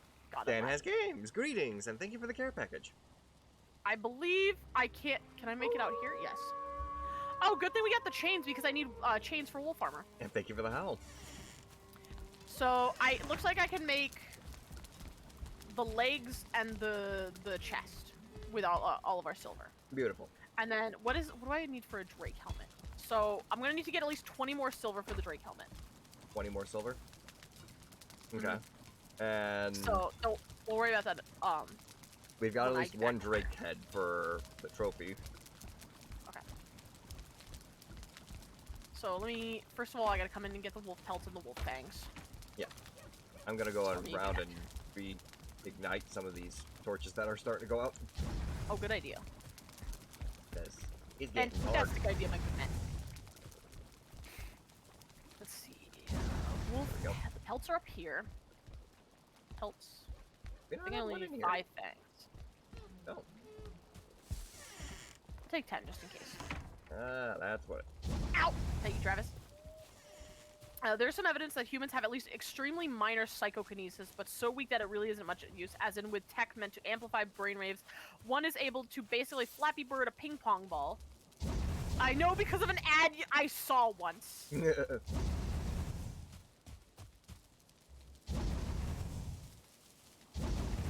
we are. No torches out here. Okay, let me see here, so... Pardon me. Oh, I need to go get the chain. Oh, I thought we had torches out here. They might have been destroyed at some point. Yeah, I can try and build some more. Shimon, can you come grab me? Can you grab me a chain and toss it on me, and then I will toss you? Oh, it's those mind flex things. You need a chain? Yeah, just a singular chain, and then I will give you my armor. Chain. Time to face the strange Here we go. changes. Grabbing one. Time may change me, but I can't change time. And chain. Oh, hold on, I gotta pick it up manually because I'm too full. Okay, wolf armor, chest. Bing. Okay, here. Oh, where'd you go? Uh, Oh, I can run inside. It's fine. Yeah. I can take it. Go build a I couple will extra put lights. your armor, the iron armor, in the bottom left chest. Okay. So there we go. Now I have even better armor. Look at how sick I am, boys. Now I just need that Drake helmet. I'm gonna be fucking lit. There we go. I'm gonna be decked out. We can put the armor and the extra gear stuff. You remember seeing it on an episode of Good Mythical Morning? Man, I haven't watched Good Mythical Morning in a long time. File. Do you remember that, Good Mythical Morning? I do. I watched every now and then, but it was not my favorite show to watch. And I used to watch... I was actually I can't remember who I was talking to about this, but I saw a video... Oh, it was Cam. I saw a video about Annoying Orange. Or like a short on YouTube about Annoying Orange. Like, did any of you guys remember that? Were any of you guys, like, on YouTube when Annoying Orange was a thing? I never really got into Annoying Orange. I mean, you don't have to be into it, but do you remember it? Oh yeah. I watched a video on, like, what they attribute to the downfall of Annoying Orange, and I completely agree. Motherfucking Cartoon Network. Cartoon Network. Well, don't you remember? Because at one point, Annoying Orange got its own cartoon on Cartoon Network called the High Fructose Adventures of Annoying Orange. I did not know this. Yeah, well, okay, it did, and it's also kind of the same thing that happened to Fred. If anybody remembers Fred. Oh yeah, Fred. Because Fred also got a daytime television TV show, and several movies actually. Fred lasted longer than Annoying Orange though. Like, Annoying Orange lived and died within 3 years, including the Cartoon Network thing. Huh. But, because it was, like, one of the fastest growing YouTube channels, and, like, Cartoon Network picked it up for a show, but the thing about Annoying Orange is, if you go, like, watch old Annoying Orange stuff, Annoying Orange was very short, like, a couple minutes at most. Yeah. So imagine trying to take a short that is, like, maybe, I don't know, like, 3 minutes max? And I want to making it say a they were full-on very thing. short. And making it a full-on, even a 15-minute episode. Because, like, think about it. Most cartoons, like, even if they have 2 episodes per half-an-hour block, that's still about 15 minutes of episode. True. Like, how do you... And then you have to give it a plot, too, because they want to give it a plot, and it's like, it's Annoying Orange. Annoying Orange doesn't have a plot. Same with Fred. Like, Fred didn't really have one either. Fred was just a guy with a high voice running around going, like, I love Judy. Yeah, really. Unfortunately, Annoying Orange appeared on your radar. You found out about it via TV and thought, well, this is annoying no more, and stopped watching. Yeah. Cartoon Network really did Annoying Orange in. I mean, it would have died eventually, but, like, I think going on to Cartoon Network really sped it up. Yeah. Like, more often than not, I see that when YouTube series, at least back in, like, the the late 2000s, when YouTube series get, put onto daytime television, that's it, that's their death sentence. You know what I mean? Yeah. Like, something about it. Hey, Apple! Hey, Apple! Apple! Literally! 21,600 frames equals 15 minutes and 24 FPS. That is brain-hurting amounts of frame. Well, I assume you're counting, are you counting, like, every frame on every second? Because, yes, that is a lot of frames, mind you, but most cartoons are animated, as a professional animator here, as somebody who went to school for animation, most cartoons, yes, are animated at 24 FPS, however, thank you, Orizi. However, they are not animated on every frame. For instance, most animations you watch are usually, animated on every second or third frame. There we go. So, instead of animating 1 frame every second, sometimes you don't even need to animate 1 frame every second. Sometimes you could have, like, stills, for instance, like one drawing that just stands in a certain way for, like, several minutes. Yeah. Or, something I do that I do because I'm lazy is, you draw, like, the body or the face of the character, but then you animate the mouth and eyes on top of it. So you only have to make 1 drawing of the body or the face or whatever. But then you just have to animate the eyes, mouth. Still takes time, yes, but it's much less drawing than redrawing the entire character over and over and over. Flips table out of frustration. Or another cheat tactic that we use in animation is we take a drawing we've already done, we just, like, use the cutout loop tool and, like, slightly rotate it or squish it, squash it, whatever. What'd you do, Maple? If at 12 FPS for ease, it'd still be 10,800 frames. If at 4 FPS for commercial ease, 3,600 frames. Yeah, no. That is why, and I will stand on this hill for, like, most creative things, not just animation, but just, like, art, music, anything like that in general. Like, when people say it is so easy to do, and like, oh, I could do it, my baby could do it. No, you cannot. You cannot. You cannot. Only just made a Gunpla and just noticed what? It is a lot. Oh, comical, not commercial. Yeah. Like, and, like, you know, animation can have multiple, like, different frames for different reasons. Usually, animation is on 2s and 3s just because that tends to be a nice middle point between choppy and smooth. Usually, you only animate on 1s if you need something to be really smooth, like silky, buttery, silky smooth. And you might animate on lower frames, such as, like, 3s and 4s, if you're trying to animate fast movement, which comes in with smears. Why is commission so expensive, Hergoburger? Because you're making someone do a difficult task for you, my man. After posting a picture My of brain the is finished breaking kit, from all this. Pringleburger. Alright, see you, easy, thank you. you forgot to detail one of the parts and it's super obvious? Oh no. Uh-oh. But yeah, no. Rip. But, like, that's part of why we use animation. And also, when it comes to using less frames for faster movements, smears. Smears are your best friend. For those of you who don't know, have you ever paused a cartoon at, like, just the right moment, and you see the character is, like, their face is distorted, they might have, like, multiple eyes or mouths on them, or multiple limbs? Yeah. You ever seen that? That's a smear. A smear is when you purposefully animate the character in, like, these weird, wacky forms in order to make it look like they're moving faster. Yeah. Like, wide Putining a character. What am I missing? Yeah, Disney movie smears, hilarious. Wait, you don't need to do 1 edit frame? What do you mean edit frame? I need If to I go had one out and grab commission raspberries. and I thought the artist undersold themselves, so I tipped it till I gave him $100 for it. Yeah, Cam did the same thing for me. I had him do. He wanted a commission, right, of his headshot, and my headshots are like Here we go. $40, I think. That one. And the thing I found out recently about PayPal is PayPal will not let you tip more than the amount given. So say like I bill you for $20, right? There we go. PayPal will not let you tip more than $20 or something like that, or like double the full price. Anyway, I gave Cam his I sent him his invoice or something, and he goes, "Hey, something's wrong with the invoice." And I'm like, "Oh, what's wrong? What happened? Did I send you the wrong price?" He's like, No, you didn't send me the wrong price. It just won't let me tip more than $100." And I'm like, "What? What do you mean?" And he's like, "Oh, I was gonna tip you like $100." And I'm like, Sir, I mean, thank you, but sir. But you don't need to do that. There we go. I'm like, I mean, those people though, y'all are the real MVPs. Y'all are the ones keeping food on our table. So like, thank you if you do. Indeed.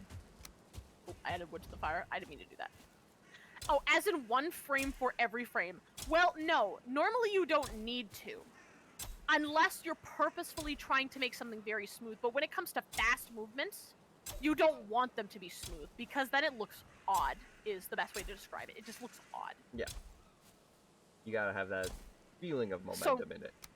Yeah, smears tend to really sell speed. Like something, I don't know how to describe it, but just, yeah. Smears make something look faster. Well, they did a full body, full color ref sheet for your D&D character with lots of fun little details and asked for $80, so I was like, no, you get 100.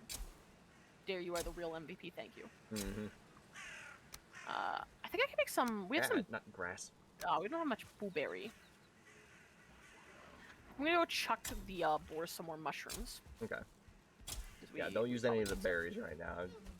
Well, we need more raspberries than anything, but raspberries I think are a little easier. Yeah. Why is I'm it gonna go I out and found grab out more. about the no one frame every frame? Yeah, no, give. Well, listen, most people who don't know about animation or have never done animation wouldn't know that, and I don't blame you. I have been doing animation for several years. There we go.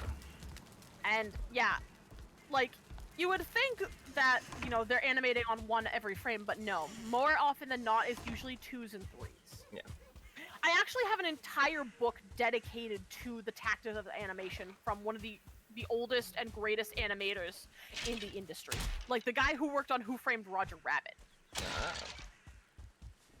Wait, like, his tactics are in that book. I can't pull it out right now. I think it might be packed, but... It's called The Animator's Survival Guide. And like, it is just, or Animator Survival Kit. Animator Survival Kit. Mm-hmm. By yeah, or if I really want to get into the full title, it's yeah. It's not I haven't done animation. It's that I haven't done any professional work. Well, that's fair. Yeah. I mean, there's different animations too for different things. Yeah. Like 3D and 2D. A lot of the principles for 2D still apply to 3D, though. That's the difference. Come on. What would a sticker commission be priced at? Like an emote for Telegram or Discord? Or does it matter? I remember someone was asking about wanting to figure out, like, because I think they were watching Disney clips and they were looking at Hades. One of the big things that they asked was, like, how difficult is actually to animate Hades because of all, like, the fire and stuff. And apparently one of the big things, I actually looked it up off of, like, the Wikipedia, was, like, the lead animator for Hades basically spent, like, 2 weeks to animate a 1-second scene just because of how quickly he talks and Yep. not even, like, about just the fire at all. It was just how quickly he spoke and the way he moved. Well, yeah, that's one of the most important things. Also, how the fuck is one supposed to animate fire? Very carefully. Very carefully. No, there's certain rules to the way things move. For one of the best ways you can learn is obviously watching. Like for instance, the animators who did Zootopia. Now this is 3D, mind you. Yeah. So it's a little different, but it's still 3D. But for like the designs and the movements of characters from Zootopia, Disney took the animators to the zoos. They took them to zoos to watch animals. Same thing with like fire. If you want to see how a fire moves, look at a fire. Exactly. Light a fire and watch it. Take notes on it. Notice, like, notice how it moves. Whenever they were doing Bambi, they brought in deer to the studio. Yeah, exactly. The best teacher is to go out into nature or out into the world and research it, look at it, study it. Hence why, like, in art school, one of the big things we have in art school is called life drawing, which, if you don't like naked people, so sorry, tough it up, Buttercup, suck it up, Buttercup, because you're gonna have to look at naked people in art school. There's no if and or buts around it. You will be drawing dongs and TTs. You need to get it accurate. You need to understand it. It's very important. Nikara telling you to touch grass. Yes, go out and touch grass. I did today. Study the grass. Watch how the grass blows in the wind. It was very enjoyable. Good. Grass is good. Look at real shit get off the computer. Literally! Yes. Because, like, yes, I will not discount looking at other people's animations for reference. That is not a bad thing to do per se, but if you're only looking at other people's animations, you're just not the best move, my dude. Yeah, you're just gonna recreate false movement. Mm-hmm.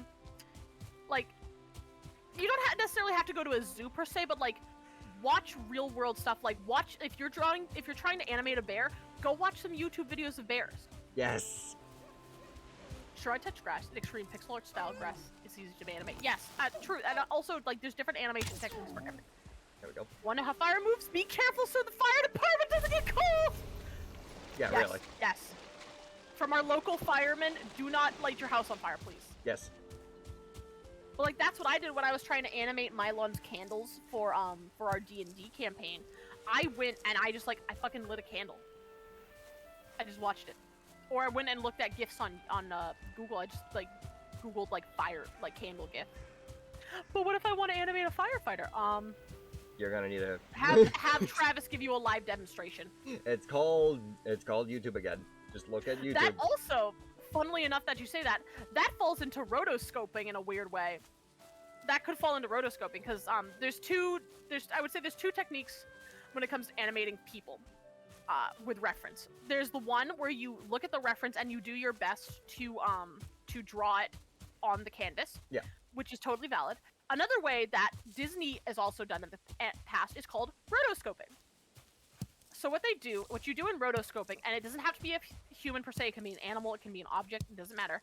You take said footage, and then you draw put over it into your program, and you literally draw on top of it. You draw every frame on top of it. Yeah, they did that with Snow White. Yes. I actually have a rotoscoped animation, not finished, I want to specify, not finished, but it is, a rotoscoped animation of Nikara. So hold on, I'll pull it up in case anybody wants to see it. Come on. Where is it? It's called Betty. Here it is. Here It's from a Young Gravy thing. It's coming right at us. No, do it again. Play it again. Loop it. Here we go. So yeah, here's my rotoscoped animation. I didn't get to finish it. I probably never will because I lost the file that I was rotoscoping. Yeah. But this was all I had taken somebody's footage and animated over the top of it. I added the tail and ears myself. Those ones I added myself because the original character did not have a tail and ears. But this is all rotoscoped. So yeah. I wish the audio would play. I don't have the audio on this one. I also drew the floor myself too because there is some slight adjustments I did because when I animated this footage for one, the character had unusually long legs. I was animating off of a 3D model, not a human being. So the character had unusually long legs, so I had to adjust that myself. Number two, the foot placement was also a little odd. So I drew these lines in order to try and make the feet a little more stable. Yeah. Yeah, the legs are long, so I did my best to to get rid of that. What are some other? Do I have any other animations at all? Oh, here's another rotoscoped one too. I'll do this one. I'll do this one with the audio. This one I did for TikTok. Let me see. I don't know how loud it's gonna be, so I'm sorry if it's really loud. Okay. Oh, why isn't it? Well, it has audio. Theater. It's not playing though. That's strange. Theater. Wow. But yeah, that's another one I did. Not as smooth as Betty. I wasn't trying to go for smoothness on this one. The audio is playing. Oh shit. I can't hear it. Yeah, I hope it's not too loud. I'm sorry if I blasted your ears out. Yeah. I kind of got the same sort of issue where stream will actually pick up the audio, but I can't hear it on the OBS. It's probably because this is a new audio and I haven't had time to adjust it. But anyway, yeah. So that's another one. I don't think I have any more current rotoscoped animations that I use or any other animations that I've made myself. Oh wait, yes I have. I have the sun and moon dance that I made for Dare. Fixture? But that's not. Well done, that's not rotoscoping. That's just fun. You know what? Here, Dare. Here, Dare. You can have Mr. Moon. You can have back your license Here you go. now. Here you go. Have Mr. Moon doing a little dancey dance.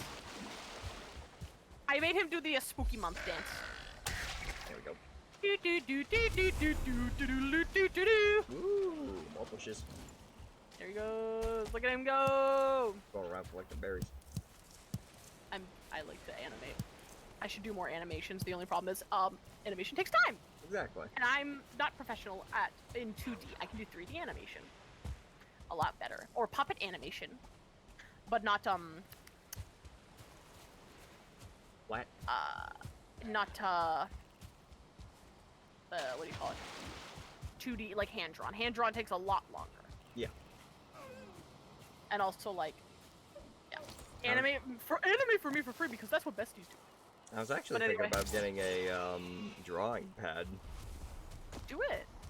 I would say if you're looking into doing digital art for the first time, there's some pros and cons. Number one, like getting a small cheap tablet. Pro is, well, it's cheap and you don't risk much if you don't like it. Bad thing is for somebody like me who has a disconnect when it comes to drawing on a pad like a bamboo. Yeah. And staring at the screen, I have a very bad disconnect with that in my brain. So it's a learning curve in that way. It's not like drawing on a piece of paper. It's your hand is doing one thing and you're not looking at it and you're looking at the screen instead. So you have that weird little disconnect. I'm definitely gonna get one of those pads where I can actually draw on the screen. Well, that's the thing though. Is like yes, that is a better thing to do, but they are expensive. Oh yeah. They're very hundreds, if not thousands, expensive. I believe that. So if this is something you want to do and you are determined to be a digital artist, then go for it. But yeah, I just want to warn you of that. Yeah. Animations is whoa when you are in the mood for sitting. Yes, literally. Thank you, Gib. I hate the freaking tree, but not the deer. But anyway, I will wait until you get back and then we can call it because it's 10 o'clock. Yes. I just collected over 50 I can continue raspberries. ranting if you want. Does anybody want me to continue ranting about animation and art techniques? Suggest a tablet for if you want a cheap drawing thing. Yeah.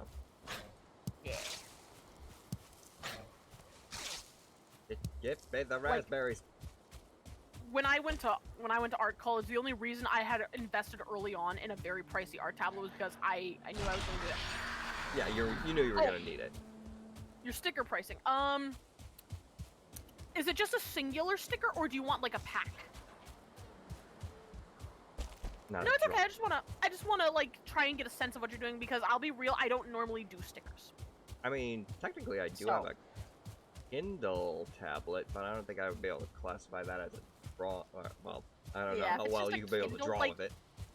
Yeah, I don't think you can draw with a Kindle. If you had like an iPad or something. Yeah, I don't really have an iPad. Get, like Clip Studio Paint or something like that. Yeah, I gotta head south. I gotta head south all the way. Oh wait, what is with the stone? I can send Shamanic what I got. It was like $30. Oh yeah, your bamboo. Maybe just like 2 or 3. Oh, hold on. Let me do something really quick. Oh. I probably will have to get back to you on that, Travis, because like I don't have a. What do you mean? Oh wait, the stone. Oh, I'm stupid. The stone cutter. Yeah. I am a master of cheap digital art. You go there. You have an on the cheaper Walmart because of Kindle. Okay. Yeah. Did I pick everything up? Okay. But yeah, look I into just that. want to make sure. I will have to do some research because I don't normally do sticker packs. Oh, are you freaking kidding me? I want to make sure I give you a good price, but I'm sure I can find something and get you what you want. Yeah. There we go. Plus, again, All right, fixed. I could always get other Fixed. ideas and options from other people because I follow a lot of other streamers that will draw on stream, so I can ask them fair. as well. Like Nikara. Adwig. Dare says his program is free and his current tablet is $50. $50. Yeah. Oh, that's another thing too to consider about with your tablet. Do you want it to be portable or not? Oh, actually, like move it around. Yeah. Or do you want it to be attached to your your desktop PC? I'll have to put some consideration into that. Again, it's just a hypothetical right now. Well, I mean, I know it's a hypothetical, but I just want to make these are things you should think Also about. think of, yeah. Okay. Well, yes, the Hyundai Tucson. I mean, if I was gonna try and draw with it, like, and do it on stream, I probably want it to connect. I don't know why you didn't get out of the Reezy. Oh, I think it's because you have a gifted sub. I think you have a gifted sub. I had one and you updated to a $50 Huion. Huion, a $20. Oh, okay. Yeah. Gib had a $20 Huion. Dare has a $50 Huion. I am a Wacom simp. I use Wacom. Wacom used to be pretty much the only way to do digital art, but nowadays, like, there's a lot more competitions because there's like Huions. Huions are pretty good. Noted there, Gib. I can't tell you much about anything that is not Wacom because I am a Wacom simp. Dare, and it looks like Gib too also know Huion. Let me see. What are some other art tablet companies? Yes, Gib does indeed know. Drawing tablets. Huion simp over here. Car add-on for Restream Go brrr. Let's see. There's something called Zensa Labs, but I've never heard of that. I mean, also iPads or like any sort of like tablet. Yeah. Can work as one. XP Pen. I've heard of XP Pen. Microsoft Surface Pro. Most of it's Wacom or Huion or yeah. Huion's pretty much like the other big one, and maybe XP Pen besides Wacom. Okay. Huion tries to mess you up every so often.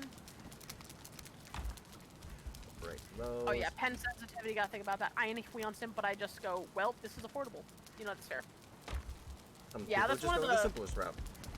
Yeah, that's one of the like pros and cons. Like one of the things about Wacom is like Wacom, I think still currently has some of the best hardware when it comes to doing digital art. However, Wacom is stupidly expensive. Oh, Wacom is you're expensive for it. You're a sim because of cheap salad. Not a rat there. Huion, Maple. I can't speak on Huion because I've never compared it to my Wacom tablet. The specs or like just the feel of it, but from what I know of Dare's experience with it, Huion is a very good alternative and an affordable alternative to Wacom products. Okay, Your Huion has binary sensitivity. It's either no or yes. No or yes. I have never heard of binary sensitivity. Your old one was like that. I can't speak. I'm privileged. All my Wacoms have really nice sensitivity and last really long. Alrighty. Alright. No, I want to keep at least one wolf head on me. Yeah, good idea. Good idea. Do whatever you need before you log off, and then I will shut her down. Yeah. How you liking your new armor, by the way? Is it suiting you good? It is very beautiful, very nice. The shoulder that's completely torn apart, though, kind of threw me off when I first looked at it. Rip. Oh, also, Shamanic, if you want more art stuff, I will be doing a stream tomorrow about art. I mean, So. I don't stream usually on Thursdays, but I will also be at work, so depending on when you actually do it, I might be able to tune in. should still be 7 p.m. as usual. Okay. I don't know if you still work at that time, but just heads up if you are interested in more art stuff or seeing art stuff. I got you. Yeah. But on that note, But I'll go ahead and log out and Yep. give you one final shout out just to be safe. Yes, one for you as well. It's going to be that in is, all the caps command. apparently, so Shamanic Wolf. there you go. So one more clip for Mr. Shamanic. So you can see it. Ooh, what's this one? Oh, dinosaurs. There is Xenosaur? No, you're looking at that one. Oh, it's already done. Oh no. That's okay. Not that one. Not that one. I'm sorry. Oh no, it's perfectly fine. It's a hilarious moment where I basically didn't think about what I was saying until I said it. Oh, hi, Aether. Okay. Aether's speaking to me. Well, anyway, now that you're off, it is time for me to save and log out as well, Of course. and we can do our sign-offs. Yeah. Once again, thank you very much for the stream. We actually were able to get a little bit done today. Got all the silver for you. We got a surprising amount done. Yeah, we got the silver for you. We got some more food. Basically all we have to try and do now is try and tame some wolves again. Yeah. And prepare some stuff in terms of weapons for motor. Yeah, we're gonna definitely need a lot more bow and arrow stuff. I want to try and get you your Fenris armor. If anything, I don't know if I want to try and See you later, Travis. How much resistance to poison does motor have? Let me see. Because if I can make that poison bow that you were talking about, the Draugr's Fang. yeah, maybe that might be able to help out a bit. Well, let's see here. If at least one of us is doing poison damage. Because Modor currently at 0. Modor has 7,500 health. Yeah. You said it was primarily weak to fire. Yeah. Primarily weak to fire. I don't see any resistance to poison. Okay. So maybe poison might not be a bad idea. Yeah. Fire and poison might be the way to go. I can see what it takes to make some poison arrows. Thank you for the and fire Travis. arrows. Exactly. That would be a good thing to do. Ow! That way we can chip away at health over time while also dealing burn damage. Mm-hmm. Don't forget you will also land every now and then, so it's not a bad idea to also have a good melee weapon on you. True. I still got at least the iron axe. Ow! Thank you, dear. I appreciate it. But we will have to worry about that a little more once we get closer to actually, reaching motor. But thank you so much for joining me tonight, Shamanic. I will probably head off and do my own outro, and I will let you do yours. Sound good? Sound Gucci? Sound good. All right. Have a good night. You as well. And congrats on the move once again. Thank you. Bye-bye. Bye-bye. Bada boom. Very good friend. Very good friend indeed. And now, take care, Silver. But you had a question, Maple. Any knowledge to share about Baishitin? The upgrade path is an over weapons making Baishitin stuff, but from what I've heard, it's an annoying fight. Baishitin, I mean, it's not that bad. Primarily, all you really gotta worry about is, just the range of the attacks, because Baishitin primarily will throw a lot of stuff at you and will basically do a lot of sweeping attacks with the wings and the tail. The biggest thing that you probably got to worry about is whenever it's about to do its heavy attack, it's basically going to spin at you like a tornado, like a tornado missile. So, in terms of things that you would primarily want to try and focus on hitting, I mean, I would probably say try to keep it off of its tail as much as possible, so try and hit the tail. Not the very end of the tail, though, because that is a little bit more armored and your weapon might bounce off. And also try and aim for, I want to say the head to try and stagger it. But yeah, on that note, I'm going to go ahead and switch over to the chat room, and we can try and find ourselves someone to raid for the evening. Be right back.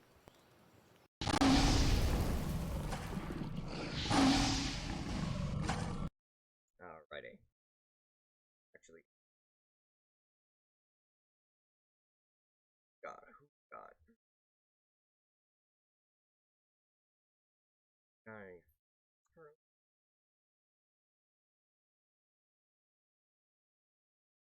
I mean, a lot of the people that I follow, I consider friends.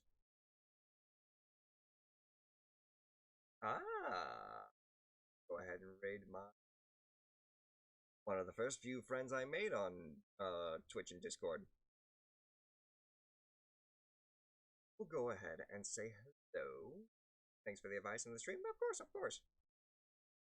We will go ahead and say hello to my friend Mecha Raptor Omega, who's playing a little bit of Ark Survival Evolved. And looks like he's currently riding on a dragon. So that ought to be interesting to see. I'll go ahead and set up the raid message. There we are. Copy that on my end, send it your guys' way. And on that note, I'll go ahead and say, thank you all so much for tuning in. Very much appreciate all of your guys' help and support with this channel. If you do like what you saw and are not following, do consider doing so, as it helps out. And if you're watching from my YouTube archive, do consider subscribing there as well, as you can check out some of my previous game playthroughs. Also, if you want to stay on top of when I go live, do consider following me on Twitter, checking out my Discord, or seeing my VTubers. Thank you all so much once again, and as always, I hope to see you next time, and spirits bless. Bye bye!